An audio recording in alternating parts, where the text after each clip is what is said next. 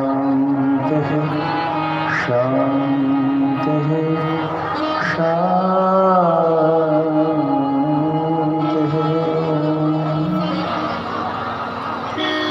लक्ष्मीनाथ समारंभा नाथयामुनमध्यमा अस्मदाचार्यपर्यन्तां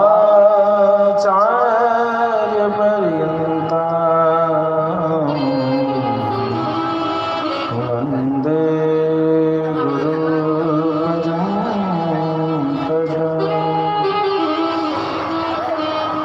यो नित्यमच्युतपदाम्बुजयुग्मजुग्म व्यामोहतस्तदितराणि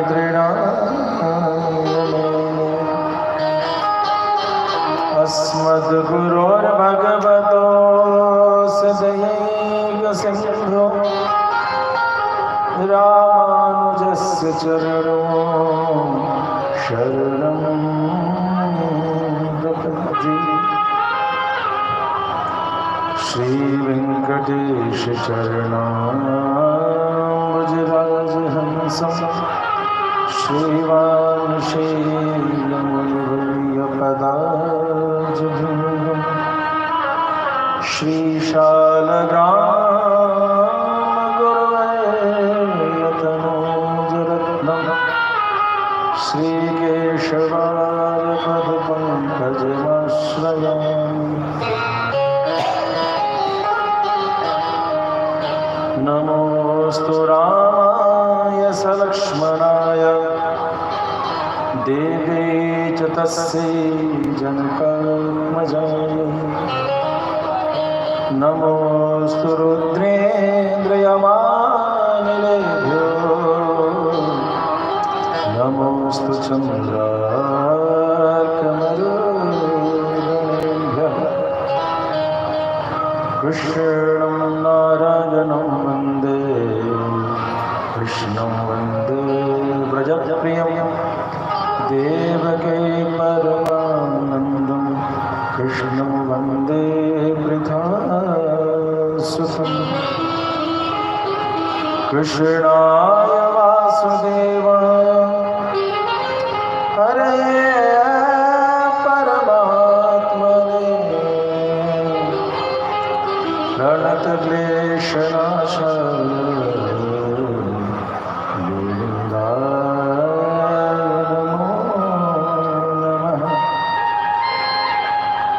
जय मिथिला जय मैथिली जय जय जनक किशोरी।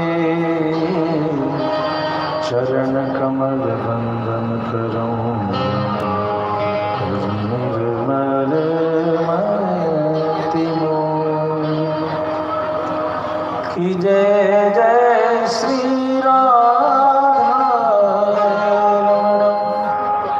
जय जय नवल किशोर।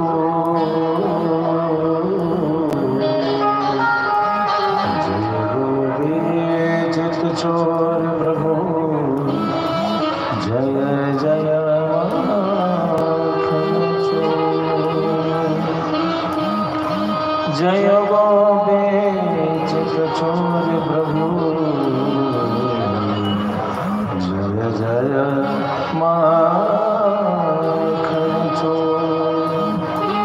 प्रेम श्री भक्तवत्सल भगवान की, श्री वृंदावन बिहारी लाल की, भाष्यकार श्री रमण स्वामी जी महाराज की, श्री बालक स्वामी जी महाराज की, श्री सद्गुरुदेव भगवान की जय जय श्री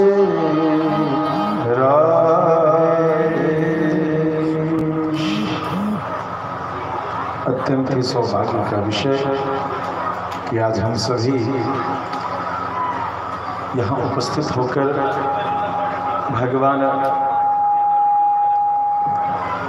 की चल रही महिमा गाथा कि चौथे दिवस की कथा को सुनने के लिए उपस्थित हैं। पूर्वार्ध हमने सुन लिया, अब उत्तरार्ध आ चुका। दूसरे पक्ष में हम सभी उपस्थित हैं। भगवान की ऐसी मधुर मनोहर झांकी रहती है, जिस झांकी के स्नेह में, भगवान की छवि के स्नेह में उमापति महादेव कैलाश छोड़ करके भगवान के श्रृंगार स्वरूप लीला का दर्शन करने पहुंचते हैं। अन्य सारे देवता भी भगवान की झांकी के दर्शन करने के लिए पहुंचते हैं। दुष्टों का संहार तो भगवान बाद में करते हैं, लेकिन पहले अपने बाल लीला से अपने भक्तों के हृदय में प्रेम की पुष्टि की।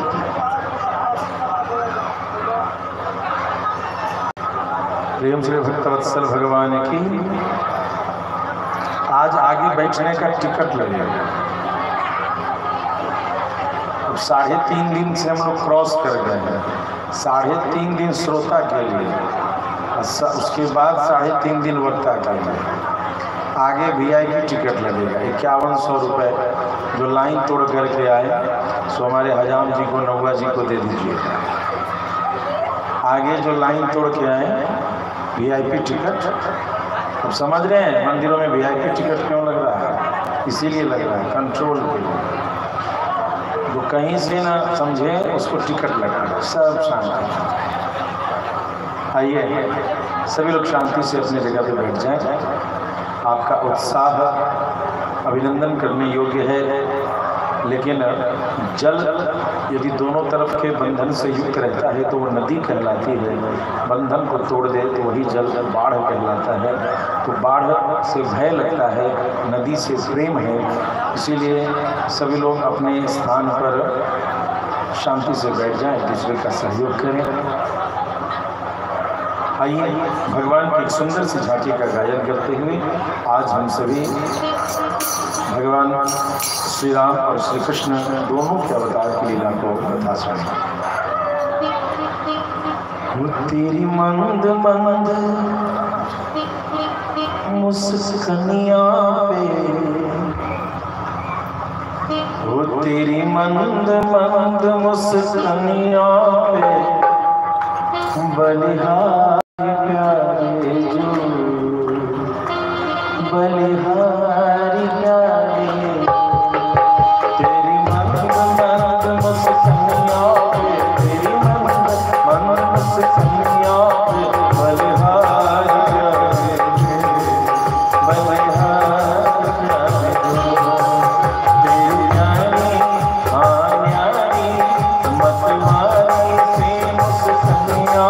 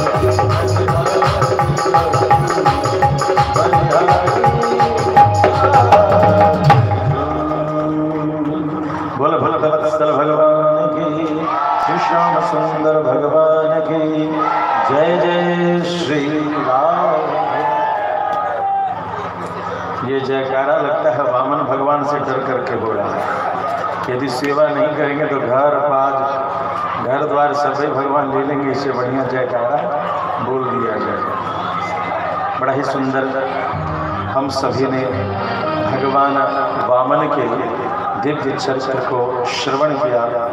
कि अत्यंत सुंदर मांगलिक और सदैव भगवान की अतुलनीय महिमा का गायन करने योग्य वामन अवतार की विशेष लीला है। आज हम सभी ने जो वामन भगवान के बाद जिस सत्य व्रत की कथा सुनी मत्स्यावतार में, कि भगवान मछली के रूप में आए, कहते हैं कि उस समय एक दैत्य हुआ हयग्रीव। कौन हुआ? कल्पांत में एक दैत्य का नाम हुआ हयग्रीव। उस हयग्रीव ने क्या किया कि सारे वेदों को लेकर के वो समुद्र में उसने डुबा दिया। और इस प्रकार से जब दोबारा सृष्टि होती है तो कहते हैं, अन्य पुराण से कथा आती है हयग्रीव के वध की। हयग्रीव को वरदान था, बड़ा अटपटा नाम था हयग्रीव का, हयग्रीव, जिसका गर्दन घोड़े का हो। ऐसे यद्यपि वो राक्षस था, आसुरी प्रवृत्ति का था, उसका नाम ही हयग्रीव। हयग्रीव ने वरदान मांगा था कि मेरे नाम वाला जो हो वही मेरा वध करे। क्या वरदान मांगा था? कि जिसका नाम मेरे जैसा हो वही मेरा वध करेगा। और हयग्रीव ने बड़ा आतताई का कर्तव्य निभाया, खूब आपदा फैलाई, यहाँ तक कि वेदों को रसातल में डुबा गया। अब जब पुनः कल्प प्रारंभ होता है तो हयग्रीव के भय से सारे देवता थर थर कांप रहे हैं। वेद के बिना सृष्टि का उपक्रम कैसे चलेगा, सृष्टि की मर्यादा कैसे बनेगी। प्रेम फुल भक्तवत्सल भगवान की ध्यान देंगे, ब्रह्मा जी की सृष्टि का विधान ही वेद है। और जो वेद की परंपरा को नहीं मानते वो ब्रह्मा की परंपरा को नहीं मानते। जब ब्रह्मा की परंपरा को नहीं मानते तो भगवत बंधुओं उन्हें आप सनातन धर्म में हिंदू कैसे मान सकते हैं? कई बार ऐसा देखने सुनने को मिलता है कि कुछ कुपंथ के प्रचारक वेद का विरोध बड़े जोर शोर से कर रहे होते हैं और हम सोचते हैं कि महात्मा जी हैं, कुछ बोल रहे हैं। उपदेशक तो हिरण्यकश्यप भी था, उपदेशक तो रावण भी था। चमत्कार की शक्तियाँ इन समस्त आसुरी प्रवृत्तियों में भी थी। ये भी बड़े तपस्वी थे, बड़े बलवान थे, वरदान के तर्क से गर्वित थे। लेकिन इनमें दोष क्या था जिस कारण से असुर कहलाए और सुर कहलाए? क्योंकि ये वैदिक मर्यादा का तिरस्कार करते थे। तो जो वैदिक मर्यादाओं की तिरस्कार करने की वकालत करते हों उन्हें कभी भी आप सनातन धर्म के अनुयायी या प्रचारक के रूप में न माने। वेद प्रणहितो धर्म हि अधर्म तद विपर्ययः। ध्यान देंगे, वेद प्रणहितो धर्म, वेद में जो बुद्धिस्ट मार्ग है वही धर्म है। अधर्म तद विपर्ययः, उसको छोड़ करके जो अन्य मार्ग की कल्पना है वो क्या है? अधर्म। अतः कई बार हमारे क्षेत्र में कुछ कुपंथ के प्रचारक, जो मैंने कहा कि वामपंथी विचार के विचारों से ओतप्रोत हैं, ऐसे लोग दिखते तो हैं कि वो हिंदू धर्म के साधु हैं, संत हैं, धर्म उपदेशक हैं, लेकिन उन्हें सिद्धांत का ही ज्ञान नहीं कि वामपंथ की फिलॉसफी क्या है, दक्षिण पंथ की फिलॉसफी क्या है। दर्शन के ज्ञान नहीं होने के कारण उनके उपदेश दर्शन विहीन हो जाते हैं। यदि उपदेशक को दर्शन का ज्ञान न हो, सिद्धांत का ज्ञान न हो, तो वह किस्सा कहानी है, व्यासपीठ के लिए नहीं। व्यासपीठ को समलंकृत वही करें जो सिद्धांत का भी अध्ययन करता हो, दर्शन का भी अध्ययन करता हो, उसके उपदेश ही हमारे हिंदू धर्म को वैदिक परंपरा के साथ लेकर के आगे बढ़ सकते हैं। बड़ा अच्छा लगा, हमारे विधायक जी आए, उन्होंने बड़ा सुंदर बात कहा कि महाराज जी मैं फिजिक्स का प्रोफेसर था। तो ऐसे शिक्षित जो यह फिजिक्स है, केमिस्ट्री है, बायोलॉजी, अन्य विषय हैं, इन सभी विषय की तारतम्यता और सूत्र के साथ उपस्थित इस वैदिक ज्ञान को बिना सिद्धांत, बिना दर्शन के जाने हुए कैसे उपदेश किया जा सकता है और कैसे हम कल्पना कर सकते हैं कि व्यासपीठ से धर्म का उपदेश हो रहा है। इसलिए विचार करना होगा। तो हयग्रीव ने एक अन्य पुराण की कथा है कि हयग्रीव के साथ युद्ध में भगवान थक गए और भगवान थक करके क्या किए, धनुष के प्रत्यंचा पर सिर रखे, धनुष पे सिर रखे तो प्रत्यंचा गर्दन के नीचे था और उसी पर जाकर के गुफा में भगवान सो गए। इस तरीके से हजारों वर्ष गुजर गए। जब हजारों वर्ष गुजर गए और हयग्रीव के भय से सारे देवता थर थर कांपने लगे, तो तुम्हें काम देता हूँ, तो क्या जाओ। अब भगवान को जगाना तो संभव नहीं हो रहा, भगवान जाग ही नहीं रहे। कौशल्या सुप्रजा राम पूर्वा संध्या प्रवर्तते उत्तिष्ठ शार्दूल कर्तव्यं देवानिकम् उत्तिष्ठ गोविंद उत्तिष्ठ गरुड़ध्वजा उत्तिष्ठ कमलाकांत त्रैलोक्यं मंगलम कुरु। सारा उत्थापन का मंत्र बोल दिया। अपने यहाँ कहते हैं प्रभाती गीत क्षेत्र की संस्कृति रही है जो आज की बहु बेटियां नहीं जानती हैं। साँझ गाना, पराती गाना, ये सब समय समय पर दिन के 24 घंटे का अलग अलग भजन होता था। भगवान को गायन करते थे तो उसका भी विधान अलग था। समुदायों किसको कहते हैं, ये सभी हमारे क्षेत्र के सांस्कृतिक हुआ करते थे। खाली आधुनिक गीत से हमारी संस्कृति नहीं बचेगी। सांस्कृतिक गीत की वंदना तो बाबा तुलसी ने जहाँ कोकिल बैनी शब्द का प्रयोग किया है कि कोयल के समान गीत गाने वाली, वो उन्हीं देवियों के लिए किया है जो अपने जो लोकगीत है उसका गायन करती है। तो ये देवियों के ऊपर बहुत बड़ी जिम्मेदारी होती है कि वो क्षेत्र के लोकगीतों की रक्षा करें। ये बहुत बड़ी जिम्मेदारी है। तो पराती बहुत गाया गया लेकिन भगवान नहीं जग रहे। तो ब्रह्मा जी ने सोचा अब क्या किया जाए। तो ब्रह्मा जी ने वर्मी उस दीमक को कहा कि भैया सुनो, एक काम बताते हैं। तो क्या आज्ञा कीजिए, तुम जाओ और भगवान की प्रत्यंचा को काट दो। प्रत्यंचा को काटोगे तो धनुष जो है सो बैलेंस बिगड़ेगा, धनुष का बैलेंस बिगड़ेगा, भगवान के सिर का बैलेंस बिगड़ेगा और सिर जग जाएगा। दीमक ने कहा अरे वाह, मैं जाऊं और भगवान नारायण के कोप का भाजन बनो। तो ब्रह्मा जी ने कहा चिंता मत करो, तुमको जो है यज्ञ में भाग मिलेगा।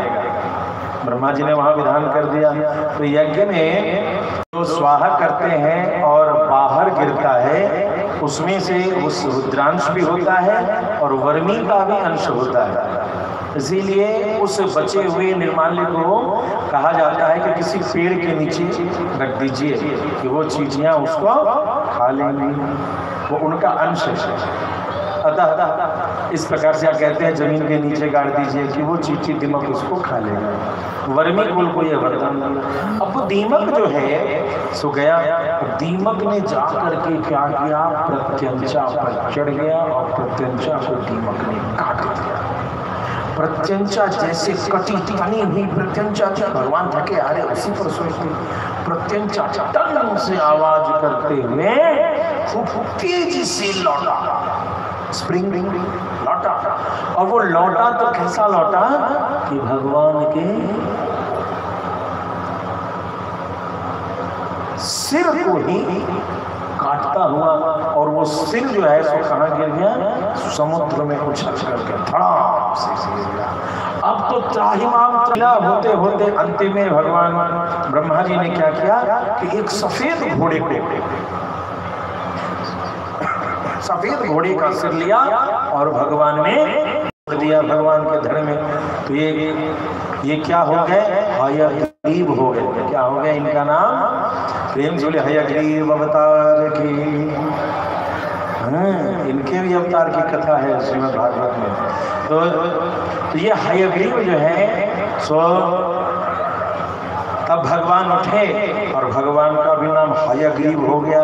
गर्दन के ऊपर जो घोड़ा है और इस प्रकार से वहां वह हयग्रीव भगवान चलते हैं और उस हयग्रीव दैत्य से युद्ध करते हैं। युद्ध करके वेदों का उद्धार करके। प्रेम से बोलिए भक्तवत्सल भगवान के।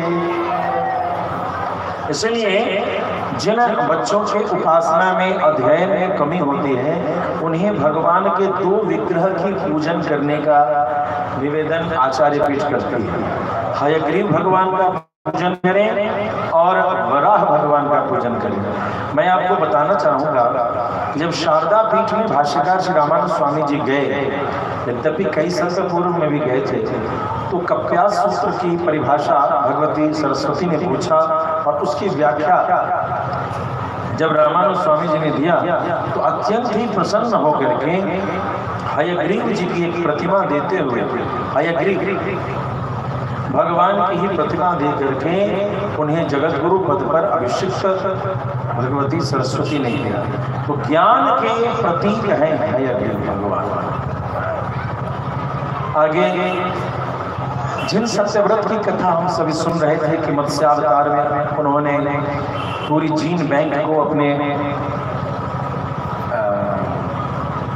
नैया में रखा था। एक हमारे कार्यकर्ता कह रहे थे, महाराज जी आपके शब्द बहुत लोगों को समझ नहीं आते। तो भैया 2 तरीके के शब्द चल रहे हैं। आधा उनके लिए जो 9वें से ऊपर है, 9th से above है, और उसी का हिंदी में भी चलता है जो उस स्तर का अध्ययन नहीं कर पाएगा। तो आधा बात उनके लिए भी, इसलिए कि हमारी युवा पीढ़ी यह सोच बैठी है या बाहर की संस्कृति के लोग जो थिंकिंग टैंक्स हैं उन्होंने बारंबार यह रटा दिया है कि भागवत तो पोंगा पंडित वाला ग्रंथ है। और विडंबना यह है, और वर्तमान में विडंबना ये है कि क्षणिक प्रतिष्ठा के लोभ में, क्षणिक 2-4 रुपए के लोभ में कई ऐसे लोग व्यासपीठ पर बैठे हुए हैं जिन्होंने सच्चिदानंद रूपाय से प्रारंभ करके नाम संकीर्तनम यस्य तक एक बार खुद भी नहीं पढ़ा। वे लोग भी व्यासपीठ पर बैठ करके अपनी आजीविका चला रहे हैं। कारिता कण लोभे न गेहे गेहे जने जय कथा सारस तत्वगता। सिर्फ प्रतिष्ठा और धन के लिए व्यासपीठ का दुरुपयोग करना उचित नहीं। कई 2-4 भजन अच्छा था और वो कथा शुरू कर देते हैं क्योंकि अच्छा लगता है, मनोरंजन का साधन अच्छा है। नहीं, श्रीमद् भागवत व्यासपीठ संपूर्ण आयामों को लेकर के चलती है। व्यास सुना है? व्यास किसको कहते हैं? What is it termed as? Diameter. Diameter का हिंदी क्या होता है? व्यास। रेडियस का हिंदी क्या होता है? त्रिज्या। यही होता है। What is Vyas? डायमीटर क्या है? जो समान रूप से सभी विषयों को लेकर के समानता है। डायमीटर क्या है?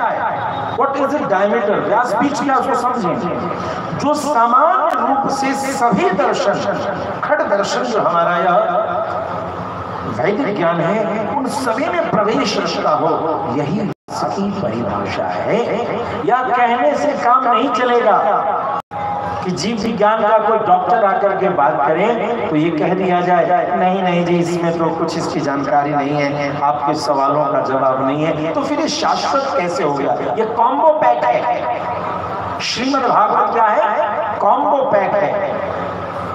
जो भी आधुनिक शिक्षा की प्राप्ति कर रहे हैं बच्चे समझेंगे कॉम्बो पैक का मतलब, जिसमें सारी सिस्टम है। जैसे एक महिला का वैनिटी बॉक्स होता है, वो वैनिटी बॉक्स लेकर के जब चलती है तो उसको किसी ब्यूटी पार्लर वाले की जरूरत नहीं होती, वो तुरंत मेकअप करके जो बनना है बन जाए। यहाँ हमारे सनातन धर्म का वैनिटी बॉक्स है, श्रृंगार बॉक्स है। जब भी कभी कोई किसी भी प्रकार से कुरूपता लाने की चेष्टा करेगा, यह भागवत वैनिटी बॉक्स वहां खड़ी हो जाएगी और हमारे सनातन धर्म को सजाने के लिए अपनी सेवा प्रस्तुत करेंगे। प्रेम जी भक्तवत्सल भगवान की। तो ये सत्याव्रत थे, ये सत्याव्रत अगले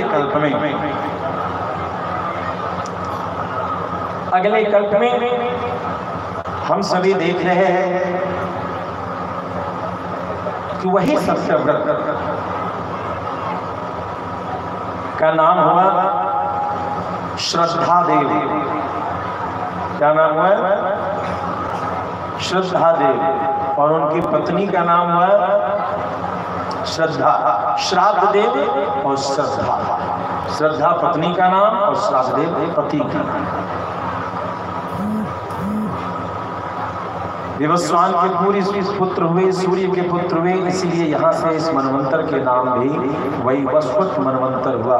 सभी भक्तजन ध्यान देंगे, यह कथा उसी मनवंतर की है जिस कथा में हम सभी अभी जीवित हैं। हम सभी इन्हीं मनों के लाइनेज में है, इन्हीं मनों की परंपरा में, स्वयंभू मनों की परंपरा में नहीं, वैवस्वत मनों की परंपरा में है। मनो भी 14 हुए। यहाँ पहुंचते हैं तो अब जो है वशिष्ठ मुनि को बुलाया गया। वशिष्ठ मुनि तो ब्रह्मा जी के औरस पुत्र हैं, उनके शरीर से निकले हैं। वशिष्ठ मुनि को कहा गया तुम जो है तो इस कुल के पुरोहित बन जाओ। वशिष्ठ जी ने कहा ना जी। ब्रह्मा जी को कहा पिताश्री ये क्या कह रहे हैं मुझे, ये पुरोहित बन करके तो कई बार जजमान के साथ बहुत एडजस्ट करना पड़ता है। जजमान जो कहता है उसको करना पड़ता है, क्योंकि यजमान कई बार इशारा करता है कि सरकार ये हमरा से बनी पर्दे से करबो नहीं। अब जब से वो कहते हमरा से बनी पर्दे से करबो तो बातें खत्म हो जाए नहीं, बातें समाप्त, सुने बटा सन्नाटा, आगे की तो क्या किया जाए, क्या कहा जाए, ये हमरा से बनी पर्दे से करबो हो भी गए सब।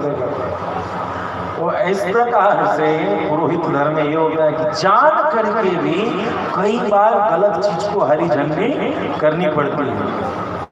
कई बार बड़ा सुंदर से कोई यजमान कहते हैं, एक बार एक यजमान थोड़ा सा व्यवस्था गड़बड़ किए हुए था, बहुत समझाए नहीं समझा, अंतिम में कहता है महाराज जी हम तो 7 दिन के लिए आपको कह दिए, आपको आचार्य बना दिए, आगे आप जानिए कैसे संभालिएगा उसको। हमने कहा भैया 7 दिन के लिए क्या, अंतिम सांस तक के लिए हम संकल्पित हैं। इस 7 दिन में यज्ञ का जो मान रखे वही यजमान कहलाता है। तो खाली मेरा कर्तव्य नहीं है, तुम हमसे जितनी सेवा ले सको उसकी व्यवस्था का उतनी सेवा होती जाएगी। प्रेम से भक्तवत्सल भगवान की। तो इस प्रकार से वशिष्ठ मुनि ने ब्रह्मा जी की बात मानी, पुरोहित बने। मनु जी ने यज्ञ कराने का निवेदन किया। पहला बार दुनिया के सबसे पहले पुरोहित वशिष्ठ मुनि और पहले यजमान राजा मनु यज्ञ कराना प्रारंभ करते हैं। जब यज्ञ कराना प्रारंभ करते हैं तो यजमानी जो है वो बढ़िया बढ़िया मलपुआ और बढ़िया भोग राग तैयार करके भगवती श्रद्धा ने क्या किया कि उनको खूब भोजन बढ़िया करा। वशिष्ठ मुनि बड़ा खुश हुए, आहा बहुत सुंदर भोजन है, बहुत सुंदर व्यवस्था है, महारानी बहुत सुंदर बहुत सुंदर। जब गुरुजी बहुत प्रसन्न हो गए तो महारानी ने अपना प्रस्ताव दे दिया कि गुरुजी एक बात कहें। हाँ, यह आरंभ हो चुका है, संकल्प जब लेने जाएंगे ना तो मेरी एक बात ध्यान दीजिएगा। तो क्या, मुझे बेटी का बड़ा शौक है, मेरे घर में बेटी हो, मैं कन्यादान करूं, यही शौक मेरा पूरा कर रहा है। अब गुरुजी तो देखे कि दक्षिणा का तो जब मिलेगा तब मिलेगा, भोजन तो पहले यजमानी ही देगी ना। तो यजमानी की बात इसीलिए सुनी जाती है। तो भोजन पे नजर यजमानी नहीं रखती है कि कैसा भोजन हो रहा है, क्या हो रहा है। नहीं रख रहा हो तो यजमानी डुप्लीकेट है, देखा है। प्रेम से भक्तवत्सल भगवान की तो यजमानी है, उनकी बात मानी गई, संकल्प कर दिया गया कि पुत्री की प्राप्ति हो, पूरा यज्ञ हो गया। यजमान का ध्यान इधर उधर था, उसी में संकल्प बोल दिए कि बेटी कन्या संतति की प्राप्ति हो। समय आया, घर में बिटिया का जन्म हुआ जिसका नाम रखा गया इला। तो इस मनवंतर में सबसे पहली संतति मनु जी की। इस मनवंतर में वो क्या हुई, बेटा की बेटी है, बेटी। ज्यादातर बेटी के जन्म पर महिलाएं ज्यादा छाती पीटती हैं। जो सास है वो भी छाती पीटती है और मायके वाली माँ है वो भी छाती पीटती की बेटी बेटी भेल महाराज बेटी। बेटी की बेटी कुछ बुझेबे नहीं करता कि बेलो बेटी के ले बेटी नहीं, ऐसे बोलती है कि जैसे सड़ा हुआ आम उसको खाने को मिल गया। इतना दुखी बेटी तू हो तो केकरो बेटी छनी। स्वयंभू मनु की भी पहली 3 बेटियां आकुति, देवहूति, प्रसूति, और इस मनवंतर में भी पहली संतति क्या हुई? नवम स्कंद के प्रारंभ होते ही बेटी के वंश की कथा है। भगवत बंधुओं, लेडीज फर्स्ट, यह शंका ही मेरा आधार है। अब सबसे पहले बेटी के वंश की आगे की कथा सुने। इला, अब इला जैसे बेटी हुई तो गुरुजी बड़े चिंता में पड़ गए, कह रहे ये क्या हो गया, ये क्या हो गया, बेटी हो गई। तो गुरुजी पर मनु जी को बड़ी चिंता हुई। मनु जी पहुंचे, गुरुजी आपका संकल्प कैसे गड़बड़ हो गया? तो क्या गड़बड़ क्या हो गया? बढ़िया तो बेटी हुई है। वही तो कह रहा हूँ, होना था बेटा, बेटी कैसे हुई? तो देखो यजमान महारानी ने मुझे बड़ा खुश किया था सेवा करके, और यजमानी ने कहा था गुरुजी हो तो मुझे बेटी होगा तो मैं बड़ा आनंद आएगा। वही संकल्प किया, वही हुआ। अरे गुरुजी वो क्या जानेगी, राजपाट चलेगा कैसे? ऐसा कीजिए कि जल्दी से इसको बेटा हमको चाहिए, कैसे होगा सो आप जानिए, हमें तो बेटा ही चाहिए, बेटा ही चाहिए, बेटा ही चाहिए। अब तो वशिष्ठ मुनि ने जाकर के तपस्या करना प्रारंभ किया, महादेव से वरदान लिया, और वरदान लेकर के जब पहुंचे तो बेटी बन गया बेटा। फिर ध्यान देंगे, बेटी बन गया बेटा, मतलब बेटियों में यह शक्ति है कि बेटा का कर्म निभा सकता।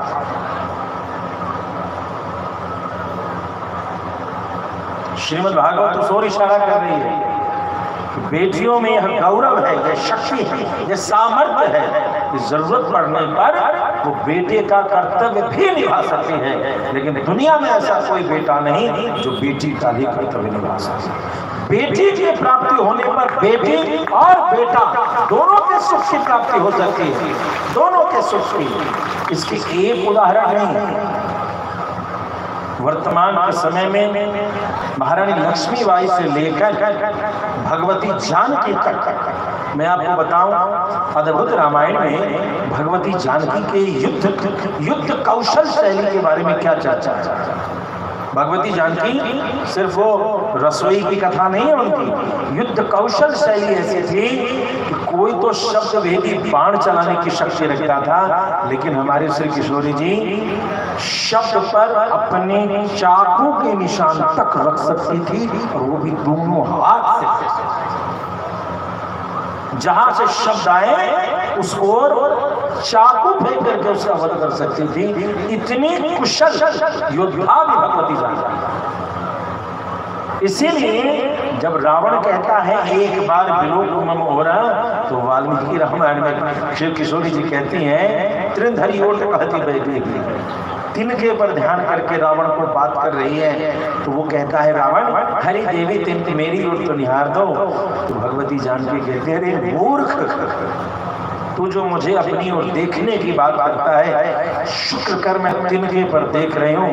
मैंने यदि तुझे देख लिया तो मेरे प्रभु श्री राम को आने की आवश्यकता नहीं पड़ेगी, तेरी जगह पर यहीं पर भस्मों की ढेर करेगी। यह हमारी जान जो अकेले लंका में बैठ करके संपूर्ण लंका के साम्राज्य के नाश के शैली का निर्माण करने की शक्ति रखती है, यह है जानकी।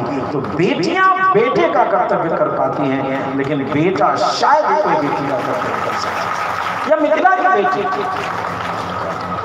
और कलयुग में काशी की बेटी झांसी की महारानी, बीच में कई बेटियां ऐसी हैं जिनकी कथा आपने सुनी होगी। लेकिन बैठल छी कहते हैं हम लोग क्या मैथिली में कहावत है अपना सब यहाँ, बैठल छी पूजा पर आ मन अछि भूजा। सुनै छी कथा लेकिन मन व्यथा तो तकरा कारण से हम सब दुखी भ जाए कोनो बेटी भेला पर। ई काज नीक नहीं। हम सभी ये अंग प्रदेश राजा रोमपाद की भूमि, राम जी की बहन शांति का क्षेत्र है ना।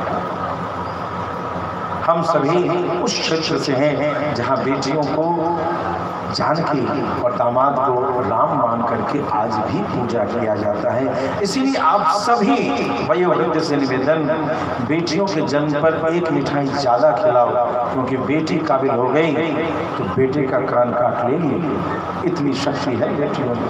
अब हम आते हैं उस जगह कि प्रार्थना हुआ तो इला जो लड़की थी वो बन गया सुद्युम्न, लड़का बन गया, लड़की बन गया। अब लड़की बन गया लड़का कि लड़की बन गई लड़का, व्याकरण का क्वेश्चन है। लड़की बन गया लड़का कि लड़की बन गई लड़का, गई होगा कि गया होगा, ये हिंदी के जानकारों से पूछेंगे, बड़ा संशयास्पद है ना, गई होगा कि गया होगा। तो अब सुद्युम्न उसका नाम है। सुद्युम्न जो है बढ़िया रहने का राजकुमार था, खूब आनंद के साथ घूमते टहलते शिव शिवा विहार स्थली की ओर चला। जिस जगह पर एक बार पूर्व में शिव शिवा विहार कर रहे थे, तो शिव शिवा विहार करते समय सनकादिक मुनि महादेव के दर्शन करने के लिए पहुंच गए। उस समय भगवती पार्वती संकुचित हो गई थी, लज्जित हो गई थी।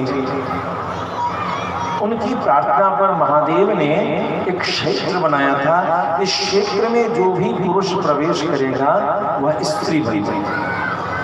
प्रेम से भक्तवत्सल भगवान की ये शिव शिवा विहार स्थली कहाँ थी? ये सिटी के बीच में आ रहा।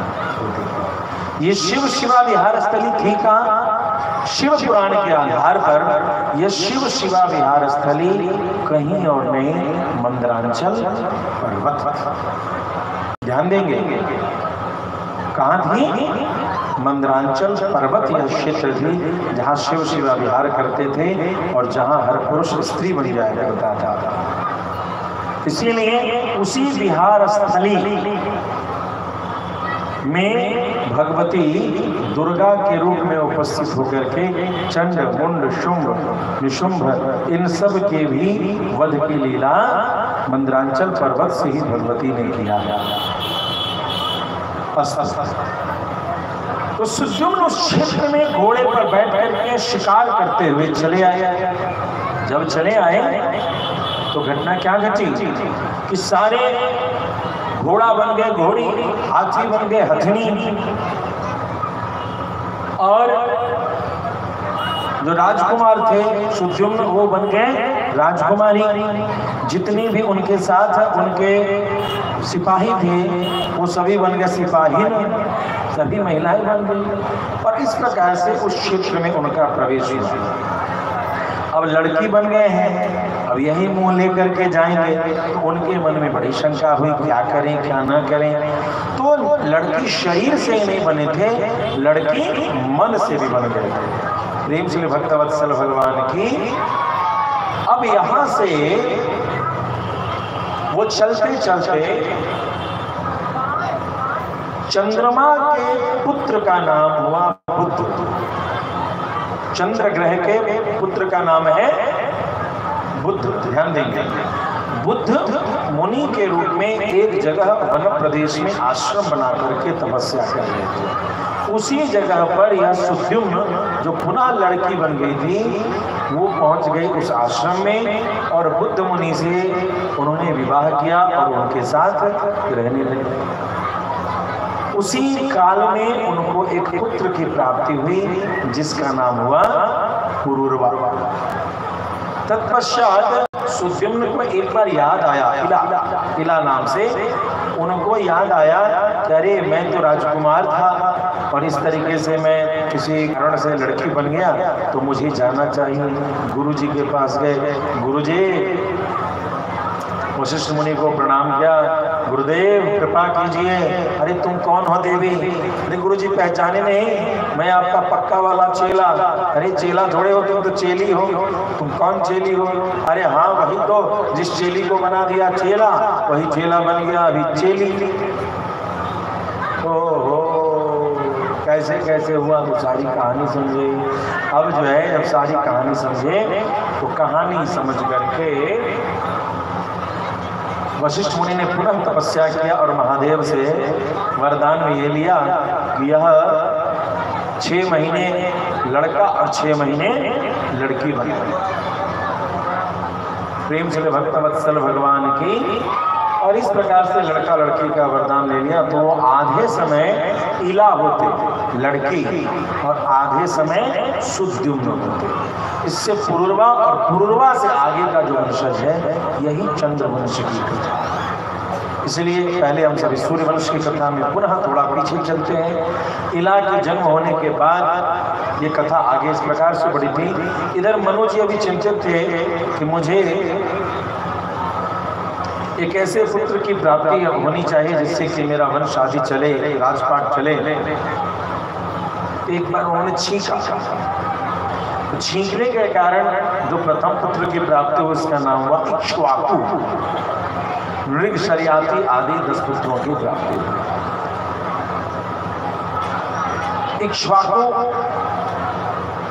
इक्ष्वाकु के जन्म होने पर मनु जी बड़े प्रसन्न हुए और इसी इक्ष्वाकु कुल में अनेक कथाएं हुई और इसी इक्ष्वाकु कुल में भगवान जो है सो श्री राम प्रकट हुए। कहते हैं कि इधर इन्हीं के कुल में एक सुंदर सी कथा है कि शरियाती की बेटी का नाम हुआ सुकन्या।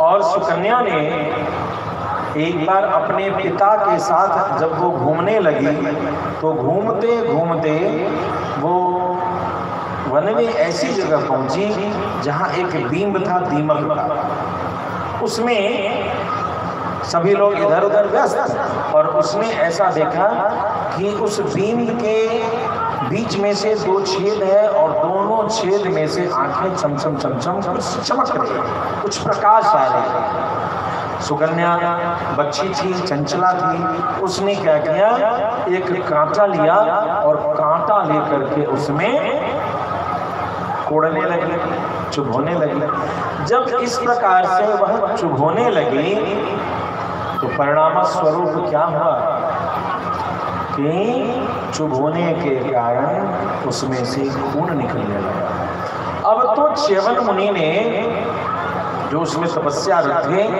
च्यवन मुनि को कष्ट होने के कारण उसी समय जितने भी उपस्थित वहां पर सिपाही आदि सभी को वात की पीड़ा हो गई, जिसको हम लोग कहते हैं गैस्ट्रिक प्रॉब्लम। गैस्ट्रिक प्रॉब्लम का निर्माण हुआ।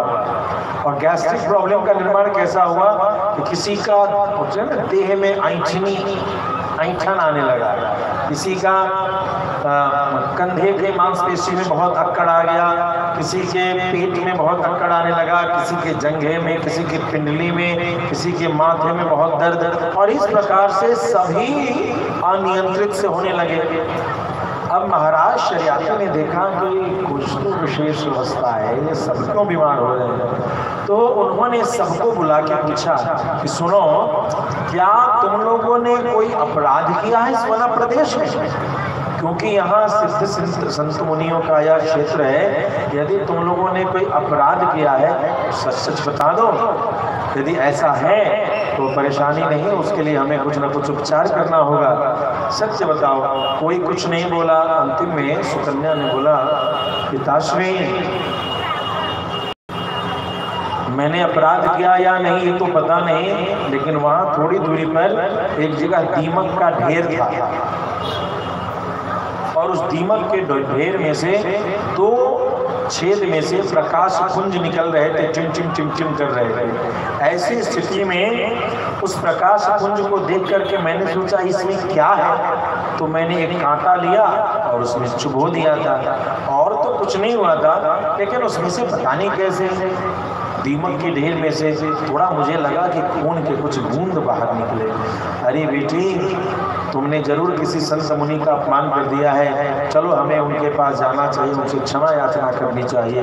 अब तो महाराज उस दीमक के ढेर के सामने खड़े होकर के नतमस्तक होकर के प्रणाम करके बार बार मुनिवर से कह रहे हैं, मुनिवर प्रकट हो, मुनिवर दर्शन दें, हमारे कन्या के अपराध को क्षमा करें।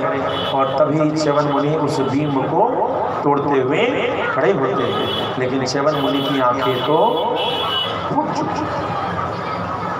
क्षमा याचना करने पर च्यवन मुनि ने बोला, राजन तू जो क्षमा मांग रहा है, तू यह तो बता कि अब तो मैं अंधा हो गया, मैं जीवन यापन इस वन प्रदेश में कैसे करूंगा, मुझे मार्ग कौन बताएगा, मेरी व्यवस्था कौन करेगा। इसकी व्यवस्था को सोचा तुमने। जब इस प्रकार की चर्चा हुई तो शरियाती ने कहा, हे मुनिवर, यदि आप हम सभी को स्वस्थ कर देंगे तो जिसने आपको इस कष्ट को प्रदान किया है, मैं उसी को आपकी सेवा में छोड़ूंगा। मतलब अपनी बेटी सुकन्या से आपका विवाह करना।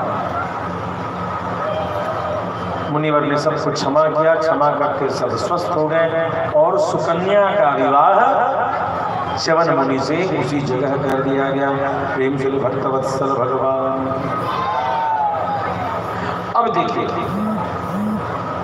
सुकन्या, ये सुकन्या कोई सामान्य चरित्र नहीं है। सुकन्या, भगवती सुकन्या का नाम सतियों में लिया गया है। ये सती सुकन्या कही जाती है, जैसे सती सावित्री वैसे सती सुकन्या। तो सुकन्या जो है अपने पति की सेवा करती है। इधर एक बार क्या हुआ, अश्विनी कुमारों ने देखा कि यह देवी बड़ी ही सुंदरी है, लेकिन इसका पति अंधा है। तो एक कहावत है, वहीं से कापर करूं सिंगार पिया मोरा आन्हर। इस विषय का निर्माण अश्विनी कुमार ने जाके कराया कि अरे देवी, तुम तो राजकुमारी हो, एक कहावत है, कापर करूं सिंगार पिया मोरा आन्हर गे। तुम्हारे इस रूप यौवन संपन्न जीवन को, इस शरीर को तुम्हारे पति तो देख नहीं पाते, तो जब देख नहीं पाते तो उनका तुमने प्रेम नहीं होगा, तो ऐसे वृद्ध, ऐसे रोगी पति के साथ क्यों रहती हो? तुम हमारे साथ रहो, तुम देवी कहलाओगी, तुम्हारी पूजा होगी, तुम्हारा सम्मान होगा, हमसे संबंध जोड़ने से तुझे बड़ा सुख और सम्मान मिलेगा। अब तो साहब स्थिति ऐसी हो गई कि सुकन्या बड़े अचरज में अश्विनी कुमार के प्रति उनके मन में घृणा आई। उन्होंने बोला, हे देव, तुम देवगण में तो हो, लेकिन तुम्हारे कृत्य जो है अशुद्ध हैं, अपवित्र हैं। तुम्हारे चिंतन, इस अशुद्ध चिंतन के कारण मैं तुम्हारी इस प्रस्ताव को अस्वीकार करती हूँ। अश्विनी कुमार ने बहुत तरीके से समझाने की चेष्टा की, मगर सुकन्या नहीं समझती। प्रेम से भक्तवत्सल भगवान की। सुकन्या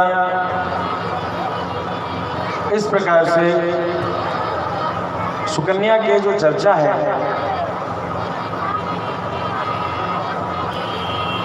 बहुत समझाया अश्विनी को। समझाने के बाद कुछ समझ जब नहीं आया तो अश्विनी कुमार ने कहा, देवी सुनो, एक बात बताता हूं,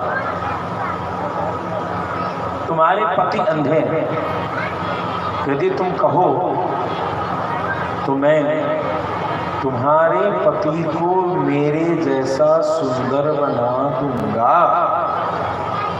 मेरे जैसा स्मार्ट एंड हैंडसम, देवता के जैसा। लेकिन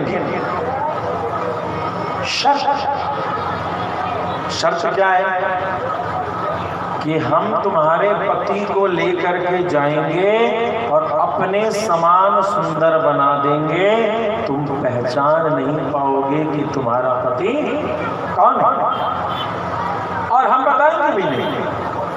तुम्हारे हाथ में एक माला रहेगा, सेलेक्ट एनी वन का ऑप्शन रहेगा, जिसके गर्दन में तुम माला दे दोगी तुम्हें उसी के साथ रहना पड़ेगा।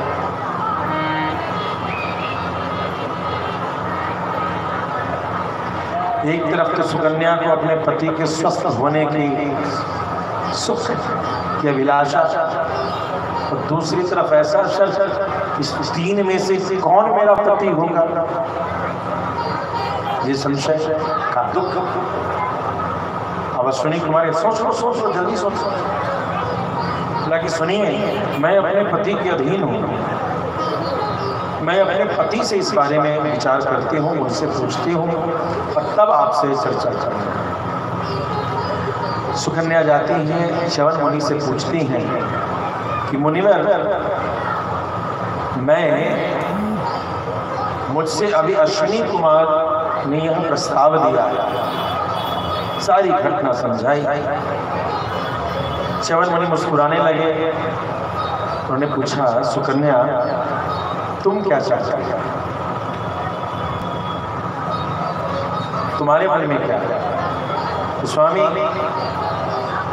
यदि सच पूछिए तो मेरे मनोभाव में यही है कि भले ही मैं अधर्म करूं, भले मैं नरकगामी बनूं, लेकिन आप स्वस्थ हो जाएंगे, इससे बड़ा धर्म मेरे लिए कुछ नहीं।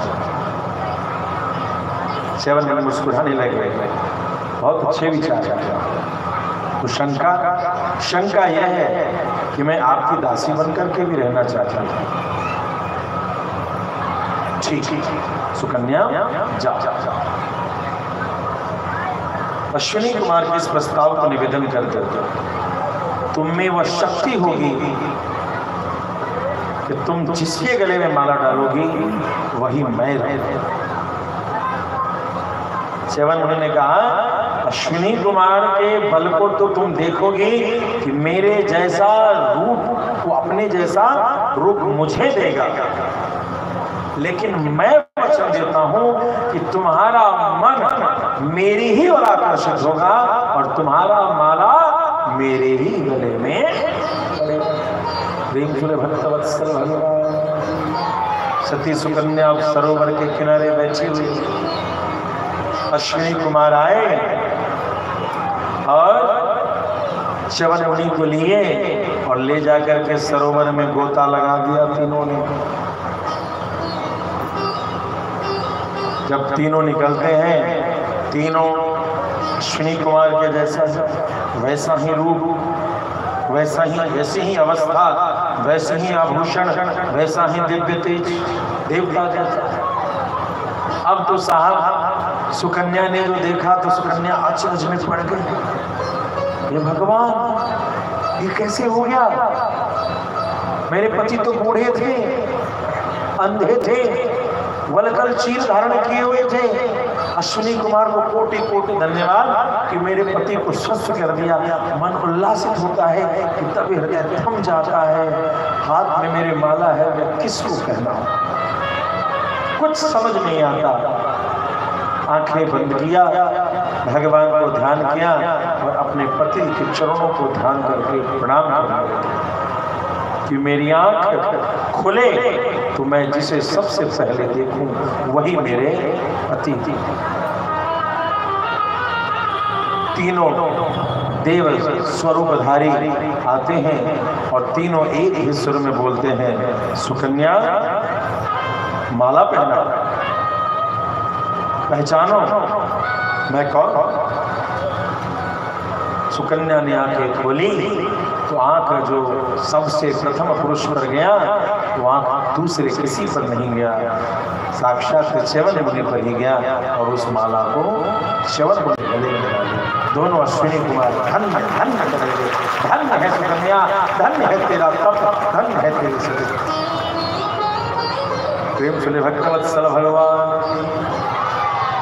बहुत सुंदर कथा है। इसके बाद अब तो सुकन्या के जीवन में वो अपराध बोध भी खत्म हो गया कि मैंने उनका हाथ तोड़ा था, और मुनि भी एकदम स्मार्ट एंड हैंडसम, खूब सुंदर हो गए, एकदम समकक्ष राजकुमारी के जैसे अवस्था के, स्वरूप के, श्रृंगार के, वैभव के समान हो गए। तो च्यवन मुनि के साथ आश्रम में सुकन्या तरीके तरीके के खेल खेलती, आनंद लेती। अब तो जीवन से दुख समाप्त हो गया, अब मेरे पति स्वस्थ हो गए, मेरी जो चिंता थी कि मैंने अपराध किया, उस अपराध बोध से मैं मुक्त हुई और इस प्रकार से पति के साथ आनंदित जीवन जी रही। एक बार शर्याती सुकन्या के पिता के मन में आया, राजा शर्याती ने सोचा कि जाते हैं देखते हैं कि मेरी बिटिया कैसी है। प्रेम से भक्तवत्सल भगवान की मेरी बिटिया कैसी है। अब उस बिटिया को देखने के लिए शर्याती मुनि गए और शर्याती मुनि जैसे ही वहां जाते हैं कि उनके मन में शर्याती राजा मुनिवर के पास पहुंचते हैं तो देखा क्या कि मेरी बेटी किसी युवक के साथ खेल रही है। मेरी बेटी जो है किसी युवक के साथ खेल रही है। इस बात को देखते ही बड़े ही दुखी हो गए। अरे राम, ये क्या कर दिया मेरी बेटी, ये क्या कर दिया। बड़े दुखी, प्रेम से भक्तवत्सल भगवान बड़े चिंतित थे। ये नहीं ठीक, ये ठीक है। बड़े भारी मन से आश्रम में गए।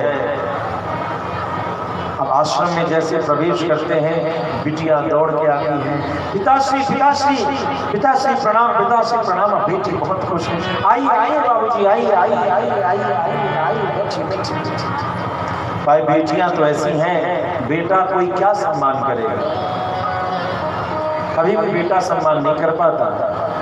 बेटा तो छल प्रपंच, राजनीति, ऊंच नीच, मान मर्यादा जैसा पता नहीं कितने प्रपंच में पड़ा रहता है। लेकिन बेटियों के बारे में कहावत है कि मायके का जमादार की भी सेवा जमींदार के तरीके से। मायके जमादार आ जावे तो उसको भी ऐसे बताएगी कि ये जो है ना, अरे इसकी बात मत पूछिए, बिना पूछे कहती है, मत पूछिए, ये ऐसा है वैसा है, ऐसा है वैसा है।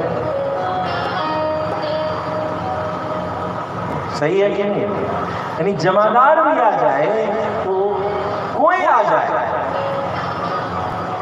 जमींदार से भी ज्यादा खातिरदारी करते हैं भगवान। इसीलिए हम सभी लोगों को मोक्ष के लिए तो चिंतित ही नहीं होना है, भगवत धाम के लिए तो हम सभी लोगों को चिंतित ही होने की आवश्यकता नहीं है। क्यों? हम सभी मिथिला के रसिकों की जो बहन है वो दूसरी कोई नहीं, लाडली श्री मैथिली जी हैं, श्री किशोरी जी हैं, श्री जानकी जी हैं। नहिरा पर सबके अनुराग गे की कही हो बहिना, नहिरा पर सबके अनुराग गे की कही हो बहिना।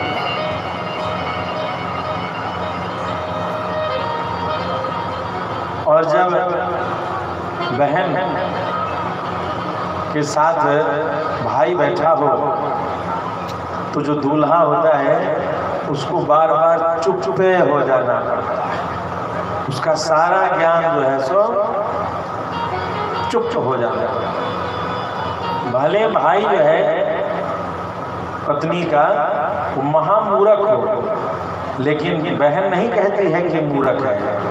बहन ऐसे बताएगी कि दुनिया का सबसे बड़ा काबिल उसका भाई है। भले धीरे से जेब में उसके पैसा धरेगी, बउआ रे, धीरे से चुरा करके जेब में से, दायां जेब से पति के निकलेगा और सामने वाले जेब में बउआ के गोदी में चला जाएगा। तो कहेगी बोला भाई भाई काबिल है, छिपाती है। इसी भाव से मिथिला के रसिक हमेशा निश्चिंत रहते हैं।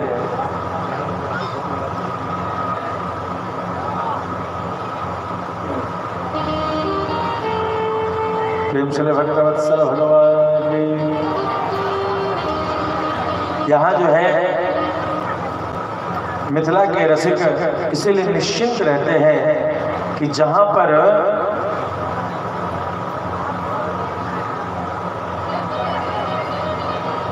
श्री जानकी जी के संबंध की चर्चा है वहाँ कहना क्या, जानकी जी के संबंध से जीव निश्चिंत है कि श्री राम उनका अवश्य में उद्धार करेंगे। प्रेम से भक्तवत्सल भगवान की। तो च्यवन मुनि ने इस प्रकार से जब बिटिया ने संपर्क कराया, समझाया कि ऐसी ऐसी घटना हुई, तो बड़े खुश हुए शर्याती। अब अश्विनी कुमार को देवताओं के यज्ञ में भाग नहीं मिलता था, इसलिए बड़े दुखी थे वो। अश्विनी कुमार ने च्यवन मुनि से निवेदन किया था कि आप जो है सो हमें यज्ञ में भाग दिलवाएंगे। परिणाम स्वरूप ऐसी स्थिति हुई कि शर्याती राजा से च्यवन मुनि ने तुरंत कहा, जैसे मिले महाराज एक यज्ञ कराओ। बिल्कुल कराएंगे। अब यज्ञ प्रारंभ हुआ। यज्ञ जब प्रारंभ हुआ, सारे देवता उपस्थित हुए। अश्विनी कुमार के लिए भी यज्ञ में भाग दिया गया। अश्विनी कुमार को जब जब यज्ञ का भाग दिया गया, इंद्र आदि देवताओं ने इसका विरोध किया कि अश्विनी कुमार चूंकि वैद्य का कर्म करते हैं, इसीलिए उनको यज्ञ में भाग नहीं मिलना चाहिए। और इस प्रकार से निषेध कि उनको भाग नहीं मिलना चाहिए। बहुत तर्क हुआ। च्यवन मुनि ने यहां तक कहा कि ध्यान देना इंद्र, तुझ जैसा सामी, तुझ जैसा भीरू, तुझ जैसा डरपोक देवताओं का राजा हो सकता है। चंद्रमा जिसको कलंक लगा है, उस चंद्रमा को भोग मिल सकता है, तो जो सबके प्राणों की रक्षा करने को तैयार हो जाए, इस वैद्य कर्म को करने वाला कैसे निंदित। अतः उसे यज्ञ का भाग मिलेगा ही मिलेगा। यह यज्ञ इसीलिए किया जाए। इस पर इंद्र ने वज्र लेकर के प्रहार करने की चेष्टा की, और जैसे इंद्र वज्र लेकर के चलने को तैयार होता है, तुरंत च्यवन मुनि ने अपनी शक्ति का प्रयोग किया है। इंद्र वहीं स्तंभित हो गए, इंद्र वहीं खंबे के समान रुक गए, स्थिर हो गए। सारी देवता जो जहां थी सभी स्थिर हो गए, सबकी शक्तियां धरी की धरी रही। आज च्यवन मुनि ने अपनी तपस्या का बल प्रथम बार सबके सामने दिखाया। तब ब्रह्मा जी ने यहाँ मध्यस्थता की कि हे मुनिवर, सबको मुक्त करें इस स्तंभन से। उन्होंने कहा कि और कोई शर्त नहीं है, अश्विनी कुमार को यज्ञ का भाग आप स्वीकार करवाइए सबसे। उन्होंने बोला ऐसा नहीं होगा। तत्पश्चात सभी देवताओं को मुक्त किया और अश्विनी कुमार को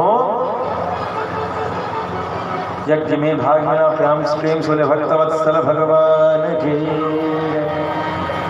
आइए मिथिला के भाव के एक सुंदर से भाव को हम सभी गाएं।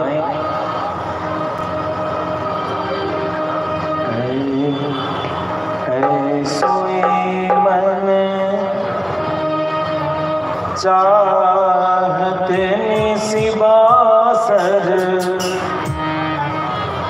अपने प्रियतम प्राण निहारो। ऐसोई मन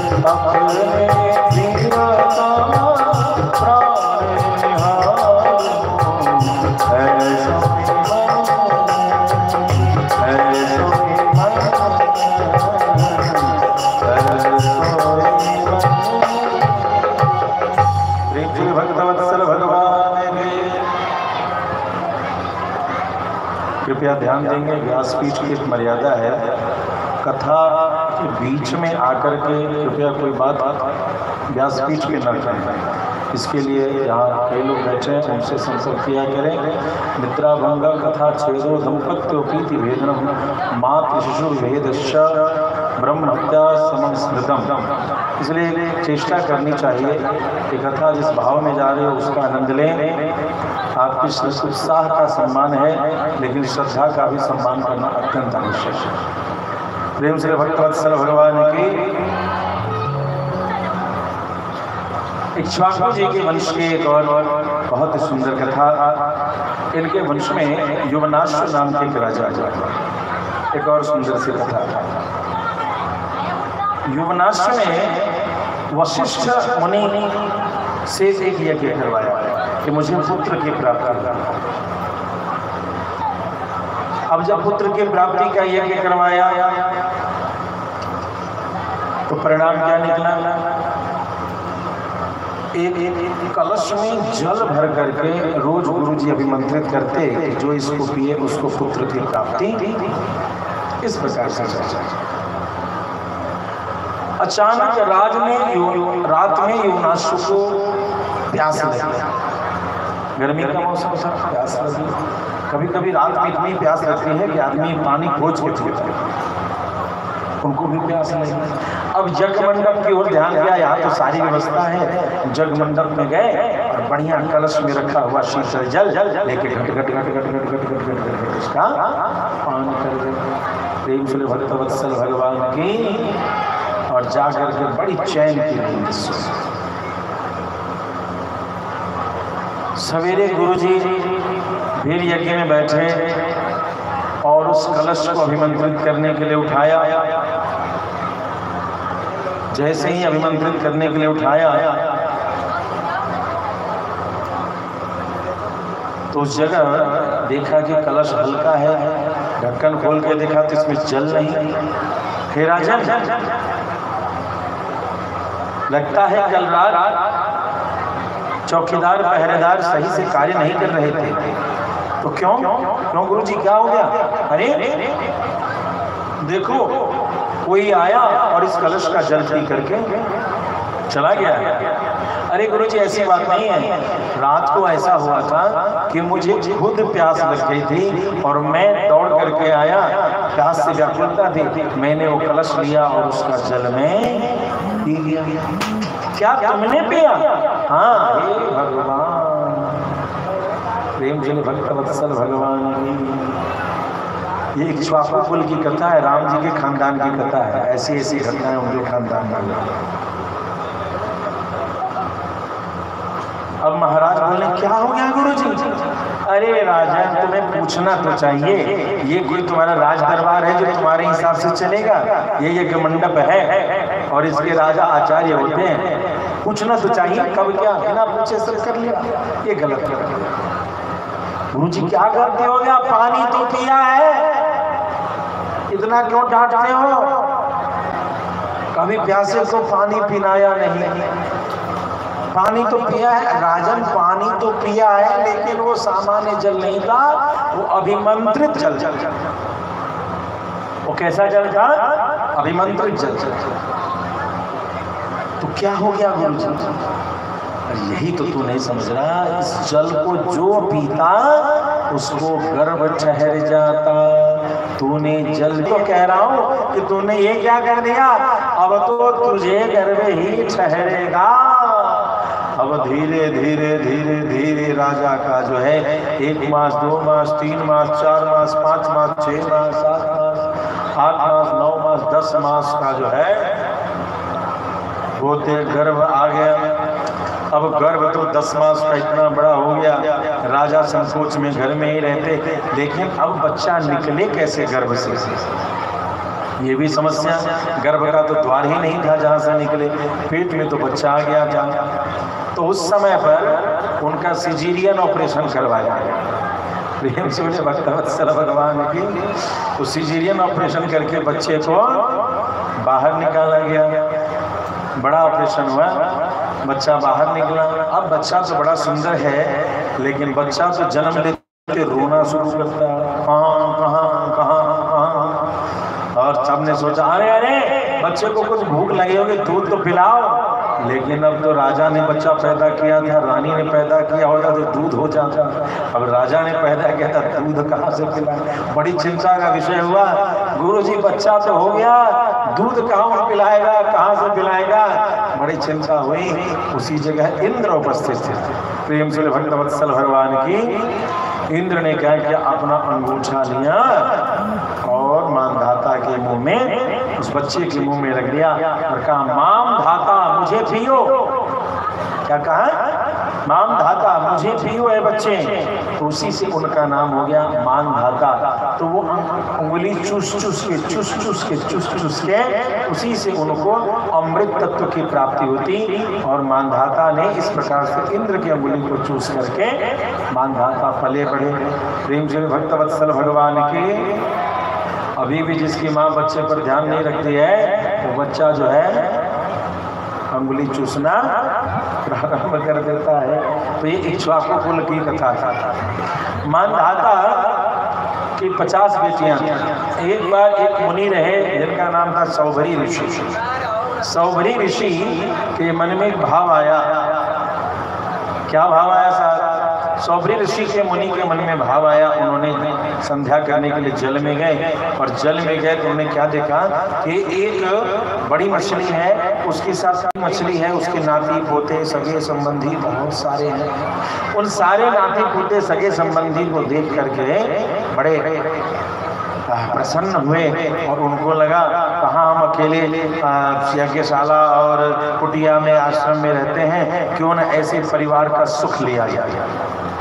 तो चले गए, राजा ने स्वागत किया, आइए आइए आइए, बढ़िया पैर हाथ धुलाया, आसन दिया, भोजन पानी दिया और सब देने के बाद मुझे मुनिवर आपका आना किस उद्देश्य से हुआ, अब आप बताएं क्या कारण है, क्या कोई विशेष याचना है। तो हाँ राजा, तपस्या करते समय, साधना करते समय मैंने जल में एक लीला देखी, मछलियों का व्यापक परिवार, जिस परिवार को देख करके मेरे मन में बड़ा ही उत्साह उल्लास बढ़ा और मेरे मन में भाव आया कि मैं भी गृहस्थ धर्म में प्रवेश करूं। तो यदि तुम अपनी किसी बेटी से मेरा शादी करा दो तो मैं अपनी गृहस्थी बसा लूं। प्रेम से भक्त वत्सल भगवान की। राजा ने सोचा, हे भगवान कि बाबा जी मेरी बेटी राजकुमारी सबसे ब्याह करेगा, एक जाएगी तो मेरी बेटी क्या करेगी, क्या सुख क्या दुख, बड़े चिंतित हो गया।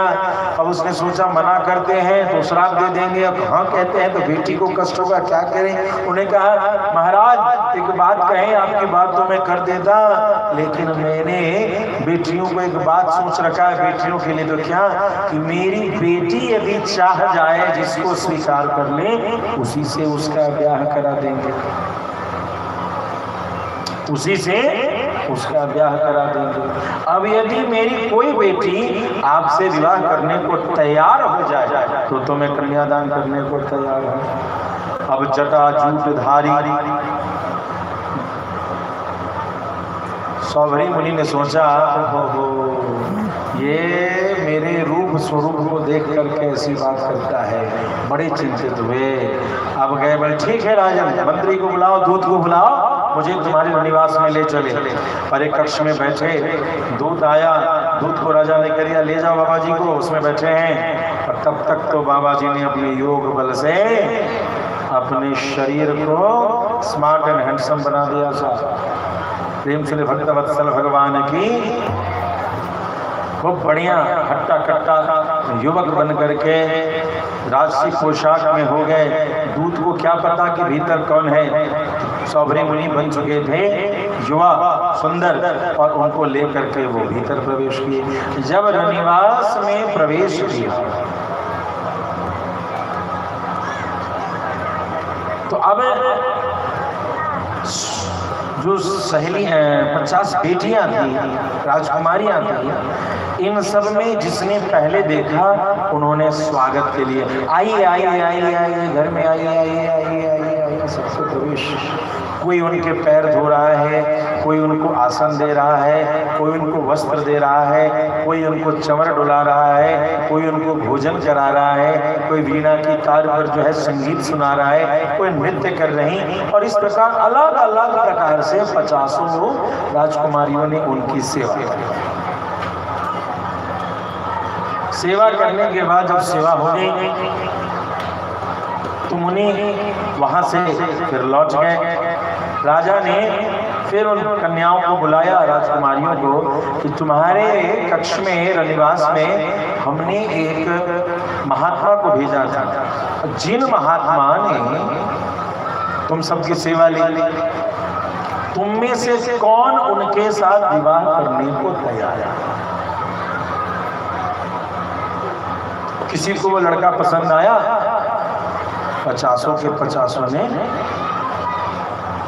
हाथ उठा दिया, है सबको पसंद आया, विवाह तो एक से ही होगा। नहीं पिताजी, मेरा विवाह सबसे पहले होना चाहिए, मेरा ही विवाह। क्यों? तो द्वार पर तो मैं ही खड़ी होकर के उनके स्वागत की थी, न वो आते न कोई दूसरा सेवा करता। अरे अरे, आने से क्या होता है, कोई संत आते हैं, मुनि आते हैं, ब्राह्मण देवता आते हैं, उनका पैर तो मैंने धुलाया था, मेरा विवाह होना चाहिए। वाह, खड़े खड़े पैर धुला रही थी, आसन तो मैंने दिया था ना। ओह, आसन देने से चंवर जो गर्मी के कारण पसीना था वो कौन सुखा रहा था, मैं सुखा रही थी। अरे वाह, वो उनको जो नए नए पोशाक दिए थे वो किसने निकाले थे? तो मैंने निकाले थे। कोई क्या, वाह जी वाह, ऐसे ही बूढ़े ब्राह्मण भूखे ब्राह्मण देवता को भूखे विदा कर देती तो क्या तुम्हारा जो है सो तुझे खाने को कुछ मिलता? ब्राह्मण देवता प्रसन्न होते और शादी की तैयारी कर तैयार हो जाते। तो इस तरीके से कहा कि मैंने भोजन कराया, कोई कहता है मैंने जल पिलाया, कोई कहता है कुछ, कोई कहता है कुछ। राजा तो चकरा गए। 50 की 50 राजकुमारियां विवाह के लिए तैयार हो गईं। प्रेम से भक्त वत्सल भगवान की। अब तो राजा जो है अचरज में पड़ गए और 50 से उनका ब्याह करा। 50 राजकुमारियों से विवाह करते समय सौभरी मुनि 50 रूप में विभक्त हो गए। एक मुनि कितने रूप में? 50 रूप में विभक्त होकर के उन्होंने विवाह किया। और विवाह करने के पश्चात उनकी विदाई घर पहुंचे तो घर में तो एक एक कुटिया थी। अब एक कुटिया में 50 को रखना बड़ा मुश्किल था। उन्होंने सभी देवियों से कहा चिंता मत करो, थोड़ी देर में सारी व्यवस्था करता हूँ। योग माया से 50 ऐसे भवनों का निर्माण किया जिसमें सारे राजभवन राज परिवार के सुख उपस्थित थे। प्रेम से भक्त वत्सल भगवान की सारे राजभवन 50 में, और हर एक राजकुमारी के साथ एक सौभरी मुनि, किसी को पता ही नहीं। और घर के भीतर सारी सुख सुविधा, न सौभरी मुनि बाहर जा रहे हैं न राजकुमारी को बाहर जाने की जरूरत, सब व्यवस्था घर के भीतर है। और एक सौभरी मुनि अपने यज्ञशाला में स्वाहा स्वाहा स्वाहा। तो इस प्रकार से एक मुनि 51 रूप में उपस्थित थे। साल भर हो गया। मानधाता ने सोचा चले बिटिया को देख के आए। हर पिता को समय समय पर जा करके अपनी बेटी का घर देखते रहना चाहिए। देखने गए। जब देखने गए तो महल नंबर 1 में प्रवेश किए, भवन नंबर 1 में। और जब भवन नंबर 1 में प्रवेश करते हैं तो बेटी बड़ी खुश होकर के आइए बाबूजी, आइए आइए आइए, बच्ची बच्ची बच्ची बच्ची, बड़ी प्रसन्न है। वाह क्या वैभव है, क्या व्यवस्था है। मैंने तो सोचा था बाबा जी से ब्याह करा दिए हैं, लेकिन सारी व्यवस्था लेके बैठा है। पूरा घर जो है एयर कंडीशन है, खटरस भोजन है, सब कुछ बढ़िया राजशाही भोजन किया। भोजन करने के बाद और बेटी सब कुछ तो ठीक है। हाँ पिताजी, जब से आई हूँ तब से मेरे पति मुझसे बहुत प्रेम स्नेह करते हैं, लेकिन एक शिकायत है, मैं कह नहीं पाती, आप कह दीजिएगा। क्या शिकायत है बताओ? पिताजी यह ठीक है, मुझसे इनका प्रेम बहुत ज्यादा है, लेकिन ब्याह तो 50 ने किया है ना। वे 49 इनकी प्रतीक्षा में ही लगे रहते हैं। यह अनुचित है। उन सभी के पास भी जाना चाहिए, यही इनका कर्तव्य है। अच्छा, किसी के पास नहीं जाते तो नहीं। अच्छा अच्छा, मैं बात करता हूँ, बाकी सबसे मिलता हूँ। आप भवन नंबर 2 में गए। भवन नंबर 2 में गए, वैसे ही उसकी भी राजकुमारी आई दौड़ करके, आइए पिताजी, आइए पिताजी, आइए पिताजी, कुछ जल हो जाए, कुछ फल हो जाए। सारी व्यवस्था बड़ी खुशी के साथ। उस घर में भी सारी वैभव सब कुछ हो गया, सेवा सत्कार हो गया। बिटिया को देख के बड़े खुश हुए। पूछे बेटी ठीक है, सब कुछ ठीक हो? बड़ी प्रसन्न हो? तो हाँ हाँ पिताजी, मुझे एकदम मायके की याद भी नहीं आती, इतनी प्रसन्नता है, कोई शिकायत नहीं, बड़ी आनंद के साथ। लेकिन पिताजी एक मन में कुछ क्षोभ है जो मैं अपने पति को नहीं कह पाती हूँ, वो आप कह देंगे, आपका अधिकार है। तो क्या कहना है? यह कह दीजिए ना कि वो जब से आए हैं मुझे विदा करा के मुझसे बहुत प्रेम करते हैं, लेकिन मुझे इस बात का दुख है कि शेष 49 बहनों के पास नहीं जाते। जब से आए हैं तब से घर से बाहर निकलते ही नहीं।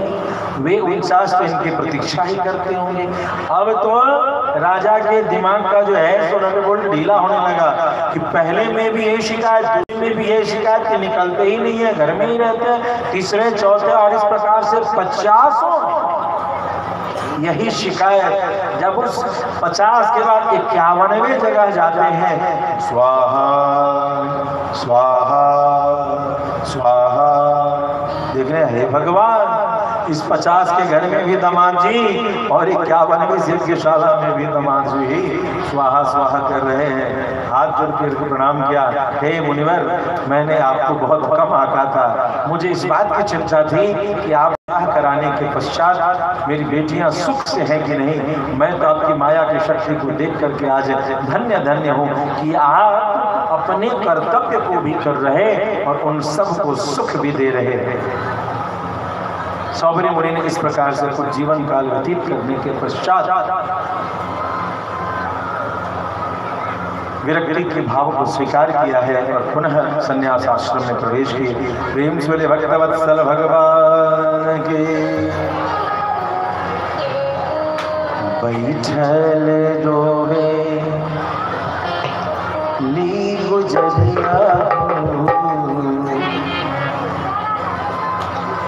बैठल रोवे ली गुजरिया, चुनरिया में बैठल रोवे ली गुजरिया, चुनरिया में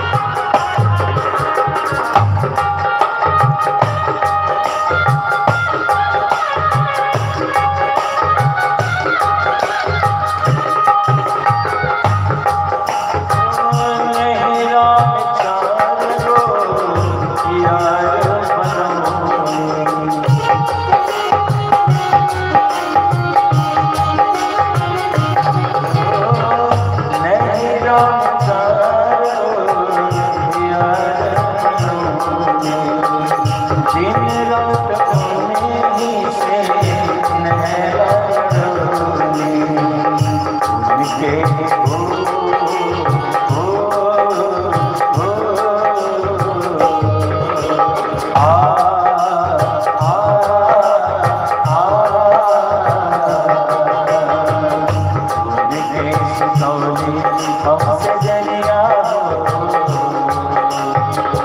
सुनरिया बेटा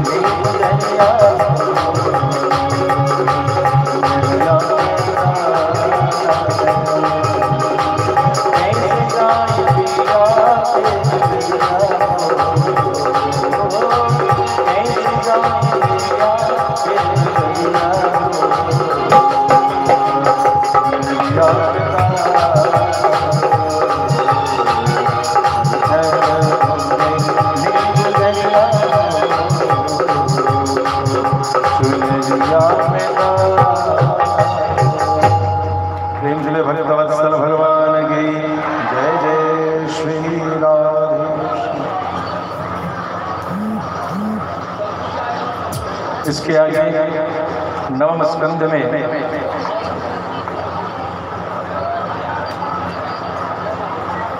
त्रिशंकु हरिश्चंद्र राजा सगर भगीरथ चरित्र और उस भगीरथ चरित्र में गंगा अवतरण की कथा बहुत सुंदर भाव से उपस्थित है। इसी इक्ष्वाकु कुल में महाराज अज के पुत्र महाराज दशरथ हुए। मैं आपको ध्यान दिलाना चाहूंगा, एक बार की बात है, महाराज अज संध्योपासना कर रहे थे। क्या कर रहे थे? संध्योपासना। और रावण को पता चल चुका था कि इन्हीं के कुल में या इनका पौत्र जो है वो क्या है कि मेरा वध करने वाला श्री राम। तो रावण हमेशा टेस्ट करने जाता है। रावण टेस्ट करने गया।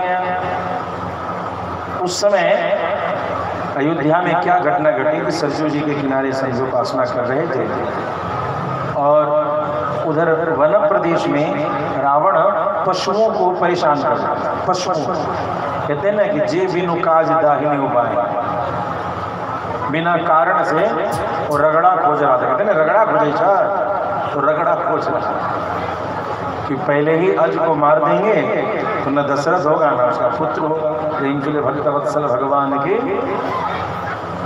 अब संध्या में मन भंग हो रहा था, ध्यान भंग हो रहा था।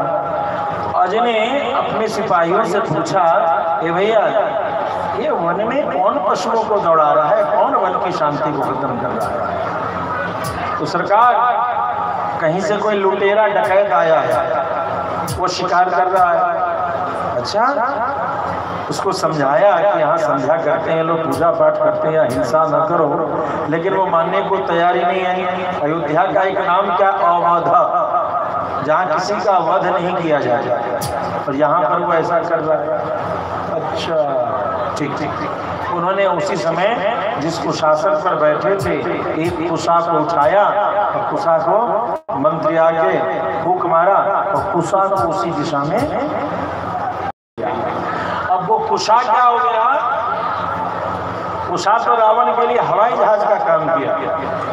रावण को लिए लिए उड़ाते हुए सीधे के सीधे लंका में ड्रॉप किया गया। चल अपने घर में। कहाँ? अयोध्या।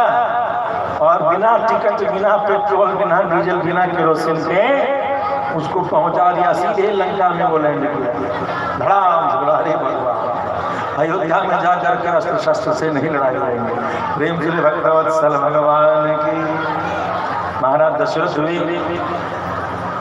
दशरथ जी जब राजकुमार थे तो उनकी शादी की चर्चा होने लगी कौशल्या से, कौशल देश की राजकुमारी से। तो रावण ने फिर दिमाग लगाया, अच्छा इस बार लड़ेंगे नहीं, इस बार जो है राजा से नहीं राजकुमारी से इस बार खेल किया गया। उन्होंने क्या किया, राजकुमार और राजकुमारी को उठाया, किडनैप कर लिया और किडनैप करके विशाल समुद्र में दोनों को फेंक दिया गया कि न ये दोनों एक जगह रहेंगे, न इन दोनों का विवाह होगा, न ब्रह्मा ने जो बताया है कि दशरथ का पुत्र कौशल्या का पुत्र तेरा वध करेगा, ये बात सही होगी। दोनों को उठा के विशाल गंभीर समुद्र में धड़ा। प्रेम से भक्तवत्सल भगवान की। अब समुद्र की थपेड़े खाते खाते खाते खाते खाते खाते दोनों के दोनों, और साथ में तीसरा भी था, दशरथ जी के साथ साथ सुमंत जी भी फेंका गया। दशरथ जी बचाने गए तो उनको भी लपेट लिया और उठा करके समुद्र के। तो तीनों, सुमंत जी, दशरथ जी और मैया कौशल्या, तीनों समुद्र के थपेड़ों से एक ही द्वीप पर उपस्थित हो गए और वहां उपस्थित हो गए। सबसे पहले होश में आए सुमंत जी। सुमंत जी ने बोला, अरे राजकुमार दशरथ कहाँ? खोज किया, थोड़ी दूरी पर दशरथ से मिले, जल वल छीटा बीटा करके और जो जल वल निकालना होता है पेट की प्रक्रिया, वो सब करके राजकुमार को स्वस्थ किया। अब महाराज दशरथ जगह अरे भैया तुम भी ठीक, हाँ हम भी ठीक, चलो चलो, पता नहीं कौन सा दुष्ट उसने क्यों कैसा क्या कर दिया, हमारा उससे कैसा बैर, फिर भी राजाओं का बैर पता नहीं कब सामने से निकल जाए, कहाँ से प्रकट हो जाए, कोई बात नहीं। थोड़ी दूर अब दोनों सोच रहे थे कि इस द्वीप से कैसे भारतवर्ष में प्रवेश करेंगे, नाव बनाना होगा, आदि आदि प्रक्रिया। तब तक थोड़ी दूरी पर एक राजकुमारी दिखाई पड़ी। राजकुमार, एक राजकुमारी, एक देवी दिखती है वहां पर अचेत पड़ी हुई। अरे इस द्वीप में इसकी रक्षा कौन करेगा, चलो चलो चलो चलो।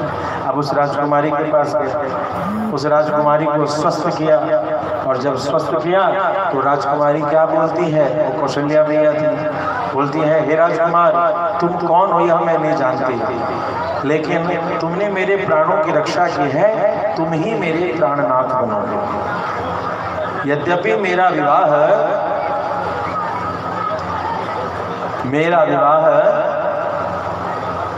अज के पुत्र राजकुमार दशरथ से निश्चित है, फिर भी मैं उनसे विवाह नहीं करूंगी, तुमने मेरे प्राणों की रक्षा की है तो तुम ही से मेरा विवाह होगा। अब तो सुमंत जी मुस्कुराने लगे। राजकुमारी ने पूछा हे मंत्री तुम क्यों मुस्कुराते हो, क्योंकि जिस लड़के से आपका विवाह निश्चित हुआ है उसी लड़के ने आपके प्राणों की रक्षा की है। प्रेम से भक्त वत्सल भगवान की। अब एक नाव निर्माण किया गया, निर्माण करके वे सभी भारतवर्ष में आए। तो इस प्रकार से दूसरी बार में भी रावण को मुंह की खानी पड़ी। आगे महाराज दशरथ ने माता कौशल्या आदि से विवाह किया। कहते हैं एक प्रमाण कहता है कि 60,000 वर्ष की आयु हो गई थी, लेकिन फिर भी उनको संतान नहीं हो रहा था। तो बड़े दुखी थे कि अचानक एक बार गुरुवर से चर्चा किया तो गुरुवर ने पुत्रेष्टि यज्ञ का आयोजन करवाया, और पुत्रेष्टि यज्ञ के प्रधान आचार्य कौन हुए, श्रृंगी मुनि। उनके निर्देशन में यज्ञ हुआ। यज्ञ की विधि से अग्नि नारायण प्रकट होते हैं। उन्होंने वो खीर का पात्र दिया, और उस खीर से माता कैकेयी, माता कौशल्या, माता सुमित्रा, ऐसे हुआ कि माता कौशल्या को दिया, है ना।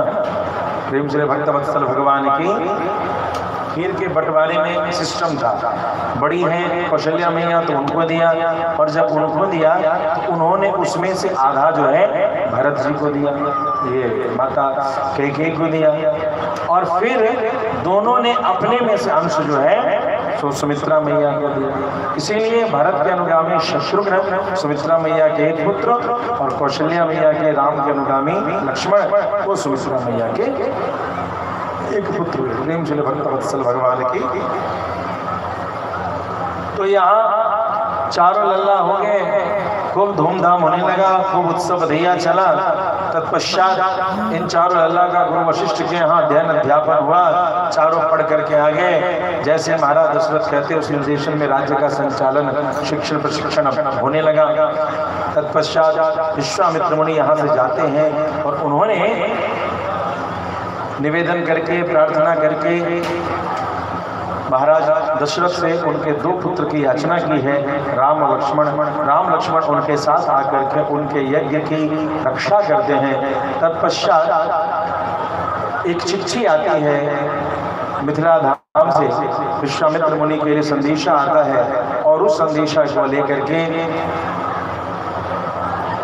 विश्वामित्र मुनि मिथिला की ओर जाना चाहते हैं। तो उन्होंने श्री राम से कहा कि इस प्रकार से यज्ञ आया है, तुम यदि विचार रखो तो हमारे साथ चलो। यहाँ एक बहुत ही सुंदर चौपाई तुलसी बाबा ने लिखा है, धनुष जग सुनि रघुकुल नाता, हर्ष चले मुनिवर के साथ। बड़े हर्षित होकर के, बड़े आनंद के साथ सब लोग चले, और वहाँ जा करके सबने बड़े भाव से पूरी मिथिला का दर्शन किया। मिथिला के बाग बगीचे का वर्णन इस प्रकार से है, परम रम्य आराम यह जो राम ही सुख दे। जो भगवान श्री राम को सुख दे, ऐसा मिथिला का आम का बगीचा है। आम के बगीचे में, अमराई में रुक करके सभी लोग आज विश्राम करते हैं, तब तक महाराज जनक ने बुलावा भेजा है और राजसी व्यवस्था में विश्वामित्र मुनि को राम लखन के साथ स्थान दिया। धनुष यज्ञ का दर्शन हुआ। धनुष यज्ञ में सबने अपने अपने प्रयोग को किया है और अंत में जब महाराज जनक परेशान से हो गए, दुखी से हो गए, तो विश्वामित्र मुनि ने श्री राघव को, राघवेंद्र सरकार को निर्देशित किया है, उठहु राम भंजहु भवचापा मेटहु तात जनक परितापा। तब श्री राम आगे उठे। भगवान श्री राघवेंद्र सरकार जब वहां उठते हैं तो उन्होंने लेत चढ़ावत खींचत क्यों न लखा देख सब ठाढ़े। कब लिया धनुष लोक का प्रत्यंचा चढ़ाई और कब धनुष की प्रत्यंचा को तानी, कब धनुष टूटा यह किसी को समझ नहीं आया। अच्छा, जब क्यों न लखा, किसी ने नहीं देखा, जब किसी ने नहीं देखा तो बताया किसने कि राम जी ने धनुष तोड़ा है? प्रेम श्री भक्तवत्सल भगवान की क्यों न लखा, किसी ने नहीं देखा। लेकिन हम सभी आपसे पूछें कि धनुष किसने तोड़ा तो जवाब क्या देंगे? हैं? राम जी ने। किसने देखा? तो गवाह बनने को कोई तैयार नहीं। अच्छा बोलिएगा, राम जी तो झूठ नहीं बोलते, राम द्वयोर नाम ही भाषते। ध्यान देंगे, भगवान श्री राघवेंद्र सरकार का एक संकल्प है, रामो द्वयोर नाम ही भाषते। राम दो बार नहीं बोलते, जो बोल दिया तो बोल दिया, अकाट्य सत्य है। अब या तो राम जी झूठ बोलते हो तो ऐसा संभव नहीं है, और या तो राम जी डरते हो तो यह भी संभव नहीं है। यदि भयम, जिसके भृकुटी विलास से यमराज की थर थर कांप दे, उसको वो कैसा डरेगा भैया? प्रेम में भले वो डर जाए, बन जाए, लेकिन ऐसे पराक्रम में डरने वाला नहीं हो। तब क्या घटना घट रही है? क्यों? नाथ संबोधन को भंज निहारा, कोई है कोई एक दास तुम्हारा। राम जी ने जो अपने मुख से बोला है, ध्यान देंगे, रामचरितमानस का अनुसंधान लिखेंगे। नाथ संबोधन को भंज निहारा, शिव धनुष को तोड़ने वाला कौन है? कोई है कोई एक दास तुम्हारा। हे परशुराम जी, कोई आपका सेवक होगा जो क्यों न लगा? राम जी को पता नहीं चला धनुष टूट कैसे है? अच्छा कहिएगा ऐसा, तो हाँ, इसके और भी प्रमाण है। क्यों? क्या बोलते हैं? छुअत ही टूट पिनाक पुराना, छुअत ही टूट, छूते टूट गया है वो। कहिएगा इसमें तो कह दिया ना, आगे फिर एक जगह कह दिया, छुअत ही टूट रघुपति ही न दोष। हमारे मनोज भैया रामायण की बहुत चौपैया इनको याद है, बहुत चौपैया याद है वो। यदि अभी हम छोड़ दें तो हर प्रसंग पे एक एक चौपाई देते चले जाए। लेकिन हम तो भैया मिथिला वाले, हम तो राम जी से सीधे तरीके से बात नहीं की है, तो कथा सीधे तरीके से कैसे करेंगे? अयोध्या वाले बड़े सीधे शरीफ होकर कथा करते हैं, लेकिन हम लोगों की तो आदत है, वृंदावन वालों की, मिथिला वालों की थोड़ी सी उल्टी चाल, थोड़ी सी टेढ़ी चाल, भगवान को थोड़ा सा हास्य रस में लेना। तो छुअत ही टूट रघुपति ही न दोष, छूते टूट गया है रघुपति का, इसमें कोई दोष नहीं। सरकार माफ कीजिए, यहाँ भी नहीं लिखा गोस्वामी तुलसीदास जी ने कि शिव धनुष किसने तोड़ा। कहिएगा और कहीं लिखा है? कहाँ? तेहि क्षण मध्य राम धनु तोड़ा, भरे भुवन धुनि घोर कठोरा। कहा यहाँ तो लिख दिया, कैसे लिख दिया? तेहि क्षण मध्य राम धनु तोड़ा। तो इसका अर्थ निकालते हैं लोग अयोध्या वाले, तेहि क्षण मध्य, उस क्षण के बीच में ही राम धनु तोड़ा, राम जी ने धनुष तोड़ दिया। तो गलत, इसको भी नहीं मान सकते। क्यों? क्योंकि राम जी जो जानकी जी के पास शिव धनुष के पास जा रहे हैं तो उनकी चाल बड़ी धीमी है। हमारे प्यारे लाड़िया दुलारे छोटे भाई आलोक जी भी कथा सुन रहे हैं, उस चर्चा में स्पष्ट दिखता है कि राम जी बड़े धीरे धीरे। भैया अयोध्या वाली कथा मत किया करो, मिथिला वाली कथा का। राम जी कैसे बड़े हो जाएंगे हो हमारी जानकी जी के साथ? उनकी हिम्मत है बड़े हो जाएंगे, उनको छोटा कर देंगे, पूरी अयोध्या वाली को बुलाओ।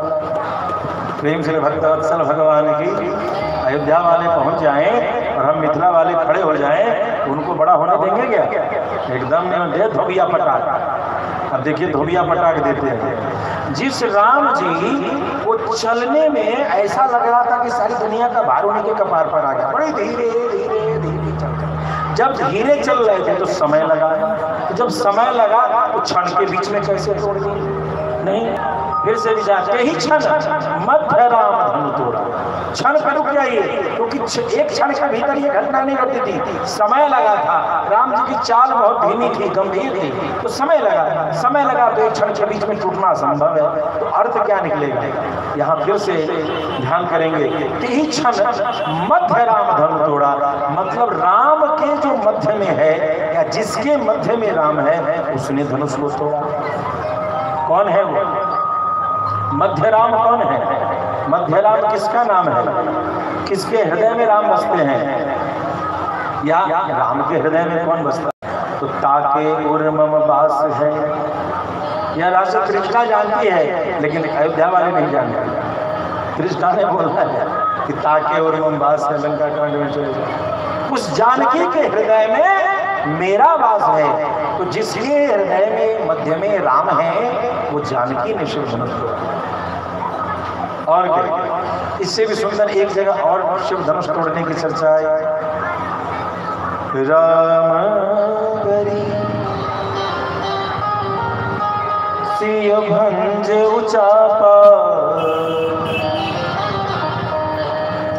राम बरी सिया भंज उचापा। अच्छा ये बताइए, स्वयंवर राम जी का था या जानकी जी का? ये प्रश्न तो कोई कंफ्यूजन वाला नहीं है। स्वयंवर किसका था? राम जी का है? आप लोग अयोध्या वालों से जो कथा सुनते हैं, फ्री का दक्षिणा देते हैं, उतना पैसा हम लोगों को दीजिए। उल्टा कहानी पढ़ा के चला। पता राम परिसिया, राम ने सीता जी का वरण किया धनुष तोड़ करके। स्वयंवर था जानकी जी का, राम जी को वरण करने का अधिकार किसने दे दिया हो? नहीं समझे? हमारे आंख के नीचे से काजल ले जा रहे हैं लोग। ये अयोध्या वाले बड़े चतुर हैं। राम जी का स्वयंवर हुआ था, सीता जी का स्वयंवर है, सीता जी का। जान कैसे जान पहचान मैं तेरा मेहमान फोकट का राम जी वर्ण कर दिए। उनको कौन पूछ रहा है जी? उनको अधिकार किसने दिया? ये झूठी बात है कि राम जी ने जानकी का वर्ण किया। कोई भी पुरुष भारतीय परंपरा में किसी स्त्री का वर्ण करने का अधिकार नहीं रखता है। पहला माला जब भी चढ़ाती है तो वधू ही वर को पहनाती है। यदि वधू नहीं पहनाए तो जानकी जी की कथा सुन लो, द्रौपदी की कथा सुन लो। और आज भी जयमाल जब होता है तो पहले लड़की ही धारण कराती है, और लड़का झूठे घोड़ा जैसा उदकता है। प्रेम से झूठे जो बाद में जितना उदकता है, बाद में उसको वैसे ही घर में रहना है। प्रेम के लिए भक्तवत्सल भगवान ध्यान देंगे। राम सिय भंज उचापा, इसका अर्थ जो आपने पहले सुना कि राम जी ने जानकी का वर्ण किया, ये कल्पना वाली बात है, सच नहीं है। अब ध्यान देंगे। राम बरी, सभी सबूतों और गवाहों के मद्देनजर ध्यान में रखते हुए कौशलेश नंदन वीर हीन कहलाने के कलंक से बाइज्जत बरी किए जाते हैं। राम बरी, उनको कोई दोष नहीं लगने पाया, उनको कलंक नहीं लगने पाया। सिय भंज उचापा, जानकी जी ने धनुष तोड़ दिया। यह बात अध्यात्म रामायण में भगवती जानकी ने खुद बोला है कि राम प्रभु श्री राम ने कुछ नहीं किया। रामो न गच्छति न शोचति न तिष्ठति न कांक्षति, वो कुछ नहीं करते हैं, जो करने वाली है तो मैं हूँ हनुमान। अध्यात्म रामायण के पन्नों को खोलते प्रथम अध्याय में राम हृदय सर्ग है। राम के हृदय की बात माता जानकी श्री हनुमंतलाल जी महाराज को उपदेश करते हुए वहां भी स्पष्ट करती हैं कि इस प्रकार से इस शिव धनुष को किसी दूसरे ने नहीं, मैंने ही तोड़ा। प्रेम से भक्तवत्सल भगवान की, दूल्हा दुल्हन सरकार की। अब तो साहब शिव धनुष टूटा, बरमाला का जयमाल का क्रम हुआ, परिणाम स्वरूप दूत गए अयोध्या और वहां से घोड़वा चमकावत आवे। बड़ा सुंदर भाव से भरत जी घोड़े को चमकाते हुए चलते चले जा रहे हैं और चर्चा आती है कि सभी लोग जो रास्ते में थे उन सब ने आपस में पूछना शुरू किया कि ये बारात कहाँ से आ रही है और कहाँ जा रही है। जब ये चर्चा इस प्रकार से आई कि बारात कहाँ से आ रही है, कहाँ जा रही है, तो सब लोग बड़े उलझन में आ गए। कहा तो कि बारात जो है सो अयोध्या से निकली है और बारात जो है सो मिथिला जा रही है। अच्छा, बड़ी बड़ी सुंदर बात है, बड़ी सुंदर बात है। अब क्या, तो दूल्हा कहाँ है, थोड़ा दूल्हा को तो देखा जाए। दूल्हा को देखने की याचना आती है, तो दूल्हा कोई दूसरा नहीं है। चर्चा होते होते राम जी की खोज हुई, लेकिन राम जी कहीं दिखते नहीं हैं। तो अब ये चर्चा महाराज के पास चली गई। महाराज जी, बिना दूल्हा की बारात निकल गई है, बड़ी इज्जत की बात है, दूल्हा पहले से ससुराल में बैठा है। प्रेम से भक्तवत्सल भगवान, ऐसा दूल्हा कौन पहले से ससुराल बैठा है, पीछे से बाप दादा आ रहे हैं, पहले से ससुराल बैठा है। बड़ी इज्जत की बात है। अरे धर्म संकट में गुरु जी ही याद आते हैं। गुरु जी के पास मेरे रथ में ले चलो। गुरु जी प्रणाम, धन्यवाद। हाँ बाबू बोलो, क्या बात है। सरकार, हम लोग तो चल दिए बाराती में सुंदर भाव से तैयार होने के लिए, लेकिन दूल्हा तो गायब है। हाँ, राम तो नहीं है, फिर क्या होगा। ऐसा करो, बढ़िया से सजाओ भरत को और भरत को दूल्हा बना दो। भरत देखने में राम जैसे लगते हैं, उनको बना दो। पूरा मुंह आँख ढक दो, ढक से पता चलेगा ही नहीं कि कौन है। कहते चलना यही दूल्हा है, यही दूल्हा है, यही दूल्हा है। अब भरत जी नाच झूम रहे थे, उनको बुलाया गया।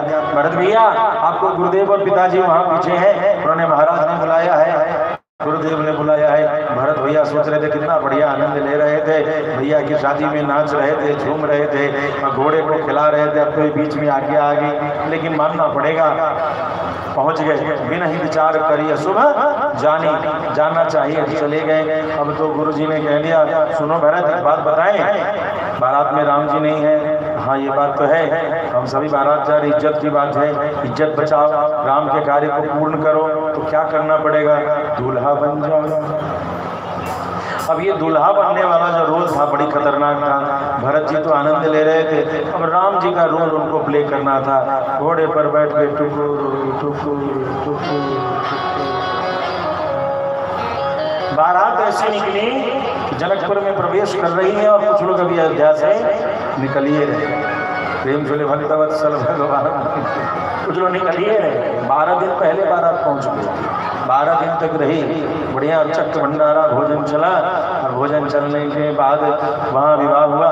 विवाह जब हो रहा है तो बहुत सुंदर भावर के लिए सब लोग साखोच्चार आदि होने के बाद भावर आदि का क्रम चल रहा है। आइए हम सब भी भावर के सुंदर उस दृश्य का दर्शन करें, गायन करें।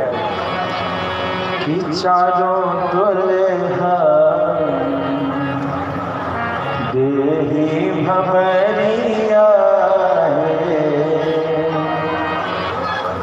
चारों दुल्हा देही भवरिया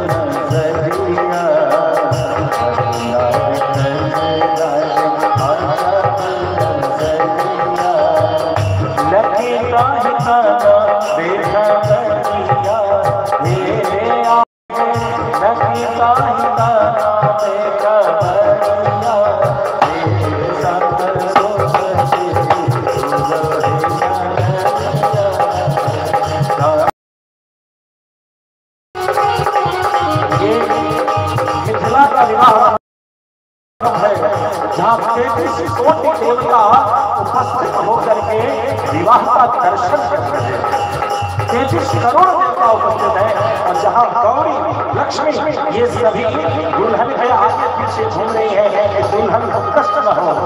जास अंश दे उपजहि हमारी जानकी के विवाह का गौरव ये मिथिला का विवाह करते हैं।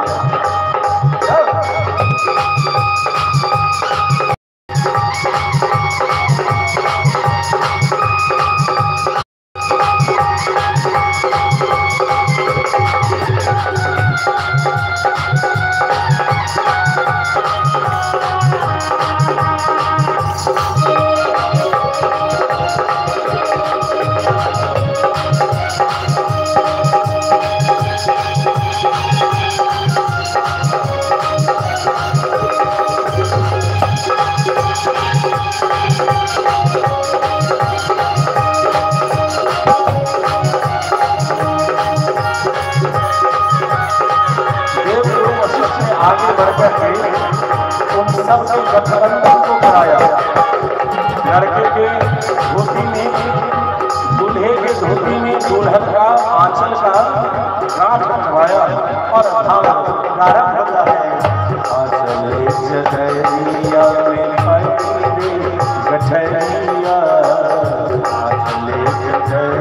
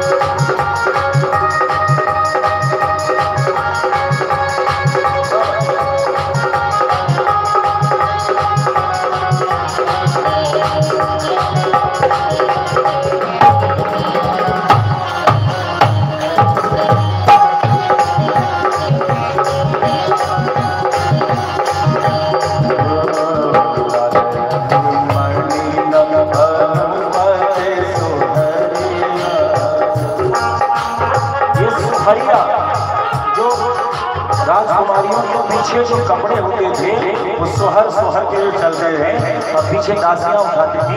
वो लाल रंग का था और उसमें कई मणि लगे हुए हैं और इस प्रकार से आगे की ओर जानकी बढ़ रही है।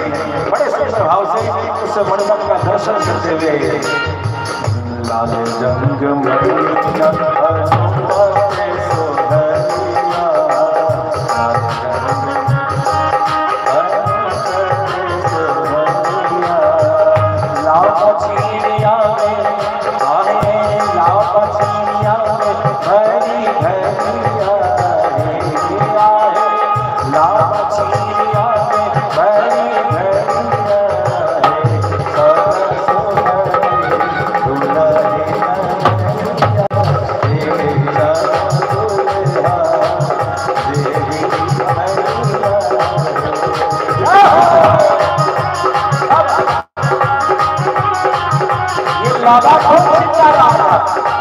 भाई जानकी जी का भाई कौन है?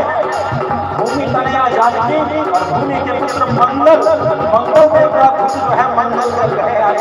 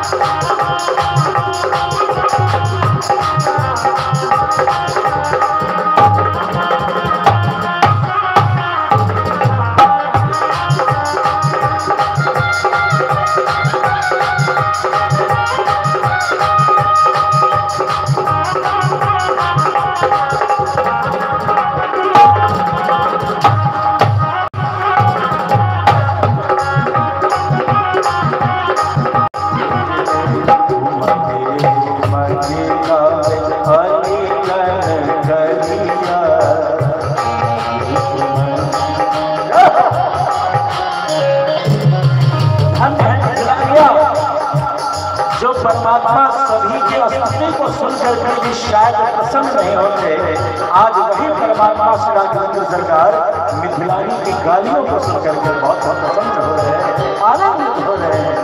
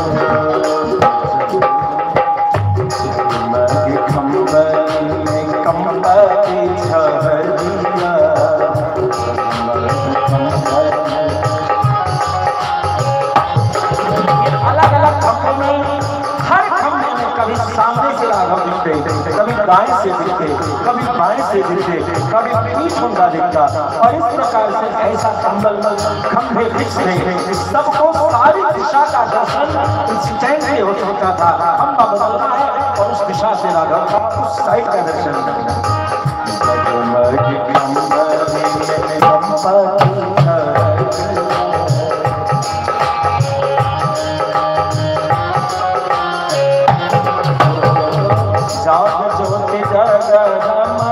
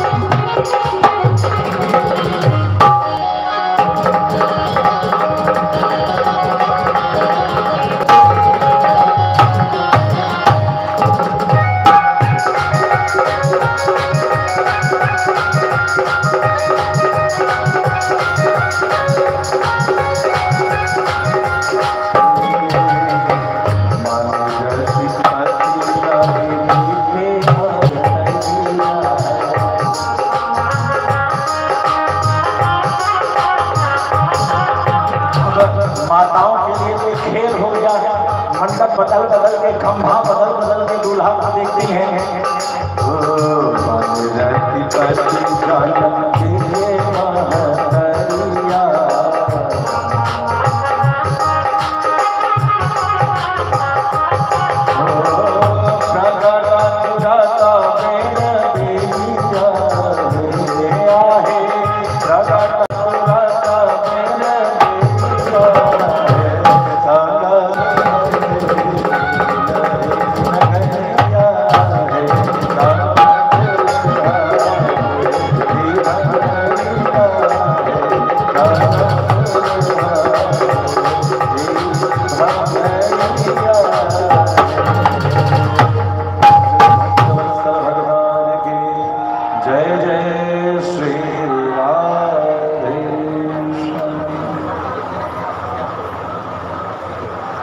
जय श्रीमन्नारायण।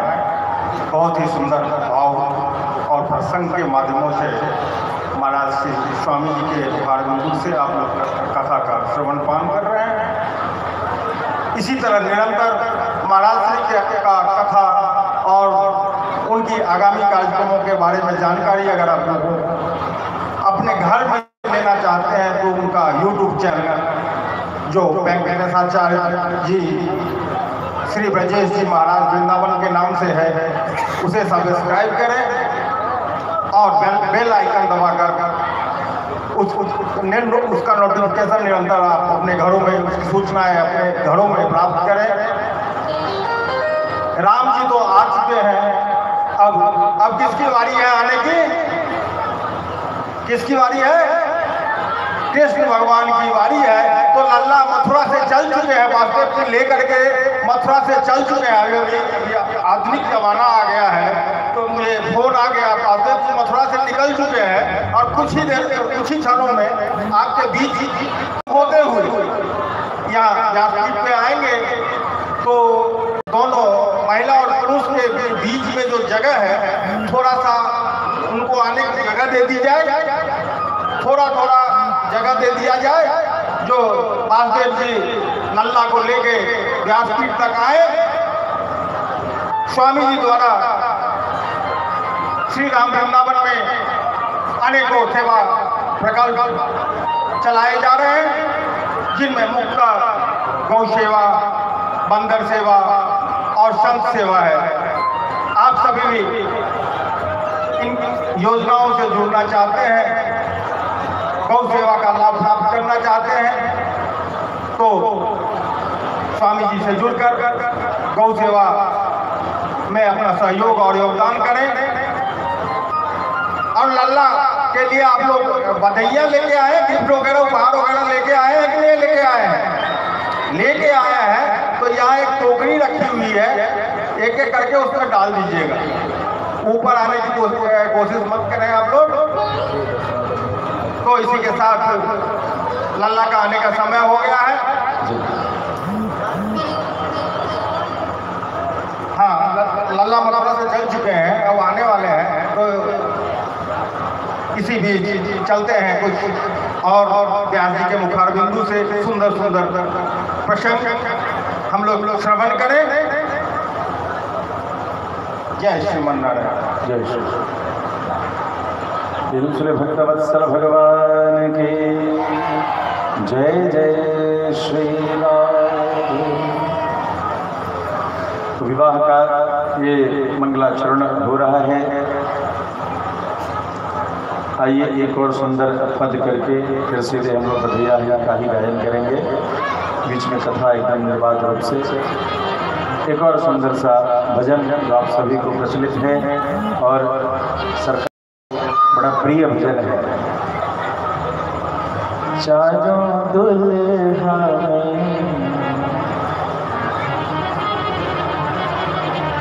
हो, चारों दुल्हा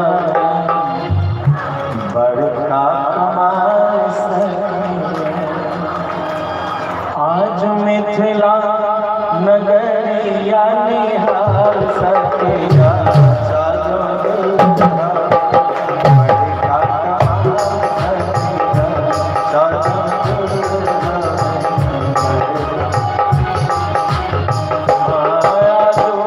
मिथिला नगरिया निहाल सकेगा।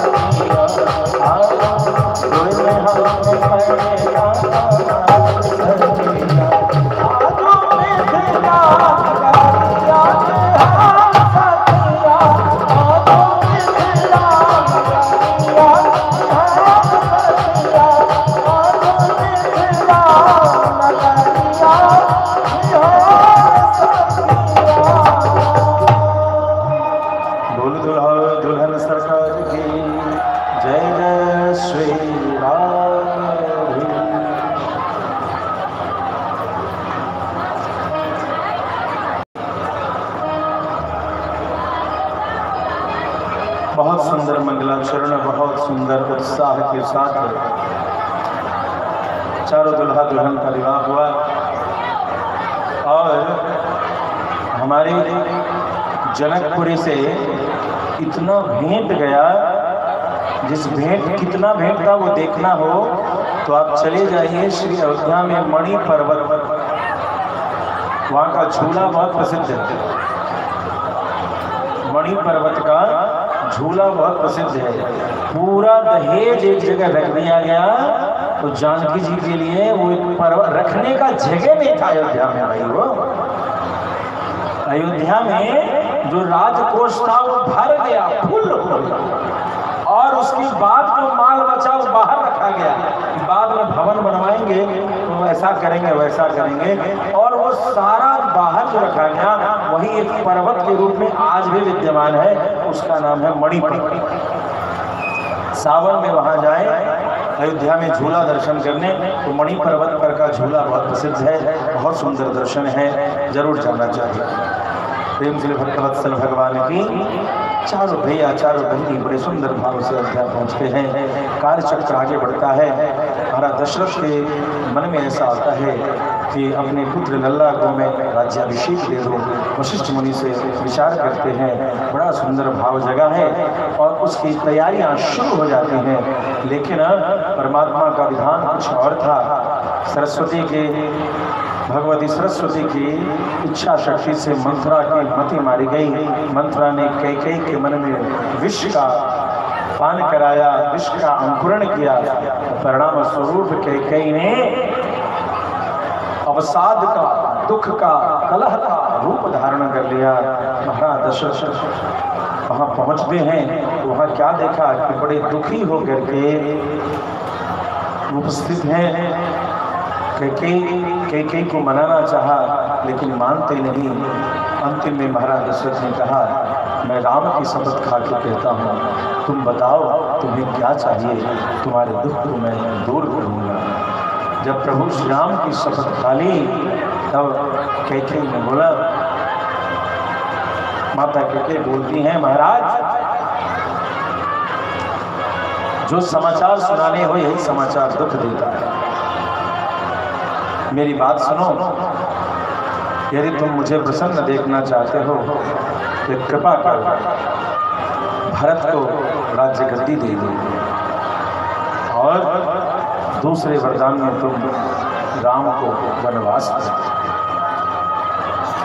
महाराज भरत, देवी क्या मानती है? सत्य तो कहता हूं, सत्य कह रही हूं। मेरा बेटा राजा बने और राम वनवासी।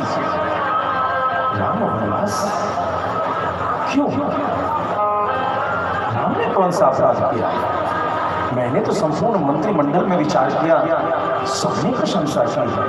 मैं तो अचरज में पड़ गया तब जब सबने एक मत से कहा कि राम को उत्तराधिकारी बना देंगे। तो मैंने उनसे पूछा भी, क्या मुझसे असंतुष्ट हो गए? सारी मंत्रिमंडल, सारी प्रजा सब राम को अच्छी कहती है, तुम राम से रुष्ट हो। राम सुधी तुम साधु सयाने। राम बड़े सीधे सच्चे और महाराज दशरथ आप तो बड़े साधु हो, बड़े सच्चे। पहले कहा जो मांगोगी वो दे दूंगा और अब इस तरीके की बात। अरे देवी, भरत को राज्य करके दे दो। मैं सच कहता हूं, भरत राजगद्दी पर नहीं बैठे। राम के रहते भरत राजगद्दी को स्वीकार नहीं करेंगे। फिर भी तुम कहती हो तो जैसे तैसे भरत को राजगद्दी पर बैठा दिया जाए। राम को यही नहीं, राम से कैसा जाता? देखो स्वामी, हम अपने वचन से ना हो तो हार जाओ। कह दो कि मैं झूठा हूं, मैं तुम्हारे प्रति दिए हुए वचन की पूर्ति नहीं कर सकता। मैं वो नहीं कह रहा। मेरी बात बहुत विनती की लेकिन कैकेयी मानती नहीं। राम राम राम कहते हुए महाराज दशरथ, जिनके चरणों में देवता भी अपने मुकुट पटकते थे, और महाराज दशरथ ने कैकेयी के सामने माथा पटक पटक करके विनती की, कैकेयी तुम नहीं जानती, तुम क्या कहते हो? तुम क्या कह रही हो? हरी कैकेयी, सुन लो मेरी बात। ये सारा चक्र जो तुमने किया है वो सभी निष्फल होने वाले हैं। सत्य कहता हूं मैं, अयोध्या वैसे ही रहेगी। अयोध्या फिर झूमेगी, अयोध्या फिर नाचेगी, अयोध्या पूरे वैभव के साथ सजेगी। राम ही राजा बनेंगे, यह भी अकाट्य सत्य होगा। सारी प्रजा राम राज्य की कल्पना युग तक करेगी, लेकिन कैकेयी तेरा और मेरा दुर्भाग्य सामने खड़ा है। तेरा वैभव वहां रहेगा और यह महाराज दशरथ चक्रवर्ती सम्राट के पद पर बैठने वाला महाराज दशरथ इतना अभागा होगा कि राम के राज्याभिषेक को नहीं देख सकता। मैं रहूं न रहूं, मेरा राम राजा बनेगा। कैकेयी मेरा राम राजा बनेगा। मेरी बात सुनो, अपने वैभव को मत बुलाओ, मत पुकारो।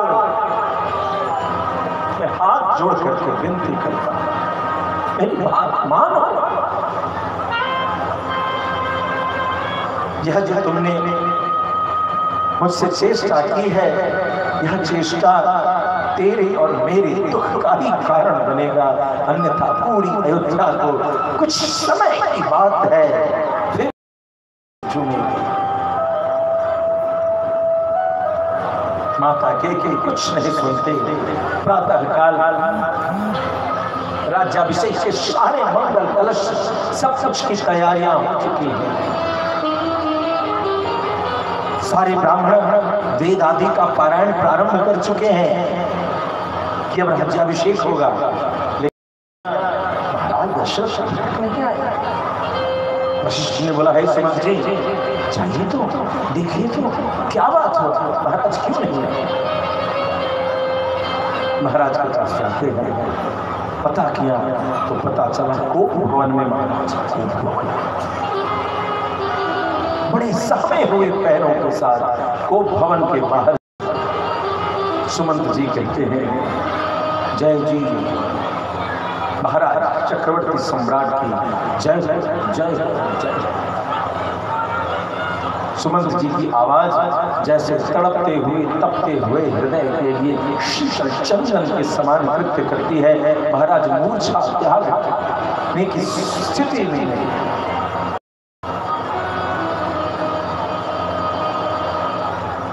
माता के कैसे पूछा, महाराज ऐसे क्यों? अरे छोड़िए सुमंत जी, इनका उपचार राम है, राम को बुलाइए, राम आ जाएंगे ना। अच्छा, उधर श्री राम तैयारी कर रहे थे। माता जानकी श्रृंगार के लिए वस्तुएं ला रही थी। सूचना आई, श्री राम ने आधा श्रृंगार ही किया था छोड़ करके रथ पर जब बैठने लगे, माता जानकी कहती हैं, प्रभु आपकी रक्षा करें, आपका मंगल करें स्वामी। राम गए, पिता को इस अवस्था में देखा, माता को इस वहीं बैठे हुए देख करके माता के चरणों में प्रणाम किया। मां क्या हो गया? पिताश्री ऐसे क्यों है? तेरे कारण, मेरे कारण? मैंने कौन सा ऐसा अपराध किया मां? मेरे कारण? उस पुत्र का मर जाना अच्छा है जिस पुत्र के कर्तव्य के कारण पिता दुखी हो जाए, पिता का मस्तक झुक जाए। उस पुत्र के होने न होने में कोई अंतर नहीं पड़ता। मां मेरी जानकारी में मैंने ऐसे कोई कृत्य नहीं किया कि मेरे पिता मेरे कर्मों के कारण शुभ, फिर भी तुम कहती हो तो बताओ ना, मैं ऐसा कौन सा कर्म करूं कि मेरे पिता का दुख पड़ा? आज तो मुझे वो कौन सा कर्म है वे राम अपने पिता के लिए करे? राम तो वन को चला जाता, भरत का राज्याभिषेक हो और तू वन को चला जा, इतनी सी तो बात है। इसी कारण तेरे पिता बस इतनी सी बात। अरे भैया भारत बड़ा योग्य है, वो राजा बनेगा तो अयोध्या प्रसन्न रहेगी, सुखी रहेगी। रही बात मेरी, मुझे तो मुनियों के बीच में बड़ा आनंद आ रहा है। मैंने गुरुकुल में अच्छा अनुभव प्राप्त किया, मुझे बड़ा अच्छा पिताश्री मुझे आज्ञा दीजिए, मैं वन को जाऊं। कहते हैं पिताश्री ने कहा, हे राम, मुझे बंधक बना दो, मेरी बात न मानो, विरोध करो, विरोध, मेरे प्राण की रक्षा करो मेरे बेटी। पिताश्री, हमारे कुल में आज तक कोई अपने वचन से मिथ्या करने की सोच भी नहीं पाया, और ये छोटी सी बात है, 14 वर्ष की बात है। मुझे आज 14 वर्ष में और चलता, वहां से चल करके माता कौशल्या, माता कौशल्या से शब्द कहा, पिता दीन मोहि काल राजो, पिता ने मुझे वरराज दे दिया है। यदि मां की भी सम्मति है तो जा बेटी। बिल्कुल। तभी जानकी मैया दौड़ी दौड़ी चली जाती, क्योंकि अयोध्या में कुछ अपशगुन से होने लगे थे, सबका चेहरा अचानक उदास सा हो गया था। ऐसी कौन सी घटना हुई कि राज्याभिषेक की चर्चा में मेरे प्रभु श्री राम को यह संदेश आया कि पिता ने शीघ्र बुलाया? यह क्या घटना घट रही है? मिट्टी को अपने नाखून से कोड़ते हुई लज्जावश अपने मन की कुछ बात न कह सकने वाली जानकी को देख करके माता कौशल्या ने कहा, राम, ये तुम्हारी पत्नी इसकी जानकी, तुम यही रहो, सास ससुर की सेवा करना। प्रभु, यदि मेरे प्राण देखना चाहते हो, हे प्राणनाथ, अपने साथ ले चलो। बाहर निकलते हैं, लक्ष्मण जी भी सारी बातों को सुन रहे थे, बेसुध निस्तब्ध हो। भैया, मुझे आज्ञा, हमारे पिता स्त्री के वशीभूत हो गए हैं, और पहली राज आज्ञा है कि राम का राज्याभिषेक होगा, वो भी राज आज्ञा है। उसी राज आज्ञा को हम माने, और पिता को आप कहें तो मैं पिता से बैर करने को तैयार हूं, लेकिन राजा साहब, मैं देखता हूं आज पूरी अयोध्या की सेना इस सामने खड़ी हो जाएगी, तो भैया मैं वचन देता हूं, इस लक्ष्मण के रहते आपके राज्याभिषेक में बैर करने का दुस्साहस त्रिलोकी में किसी देवता को भी नहीं होगा। अयोध्या की चतुर्मुखी सेना क्या कर, भैया शांत शांत, ऐसे नहीं, मुझे बल हो जाएगा, तुम यही रहना, पिता को समझा। भैया सुनो, यदि वन को चलोगे तो मैं भी चल जाऊंगा। काया के साथ ही छाया चलती है भैया, काया के साथ ही छाया चलती है। भैया कृपा मुझे न छोड़ो। और इसके पश्चात तीनों भैया वलकल वेश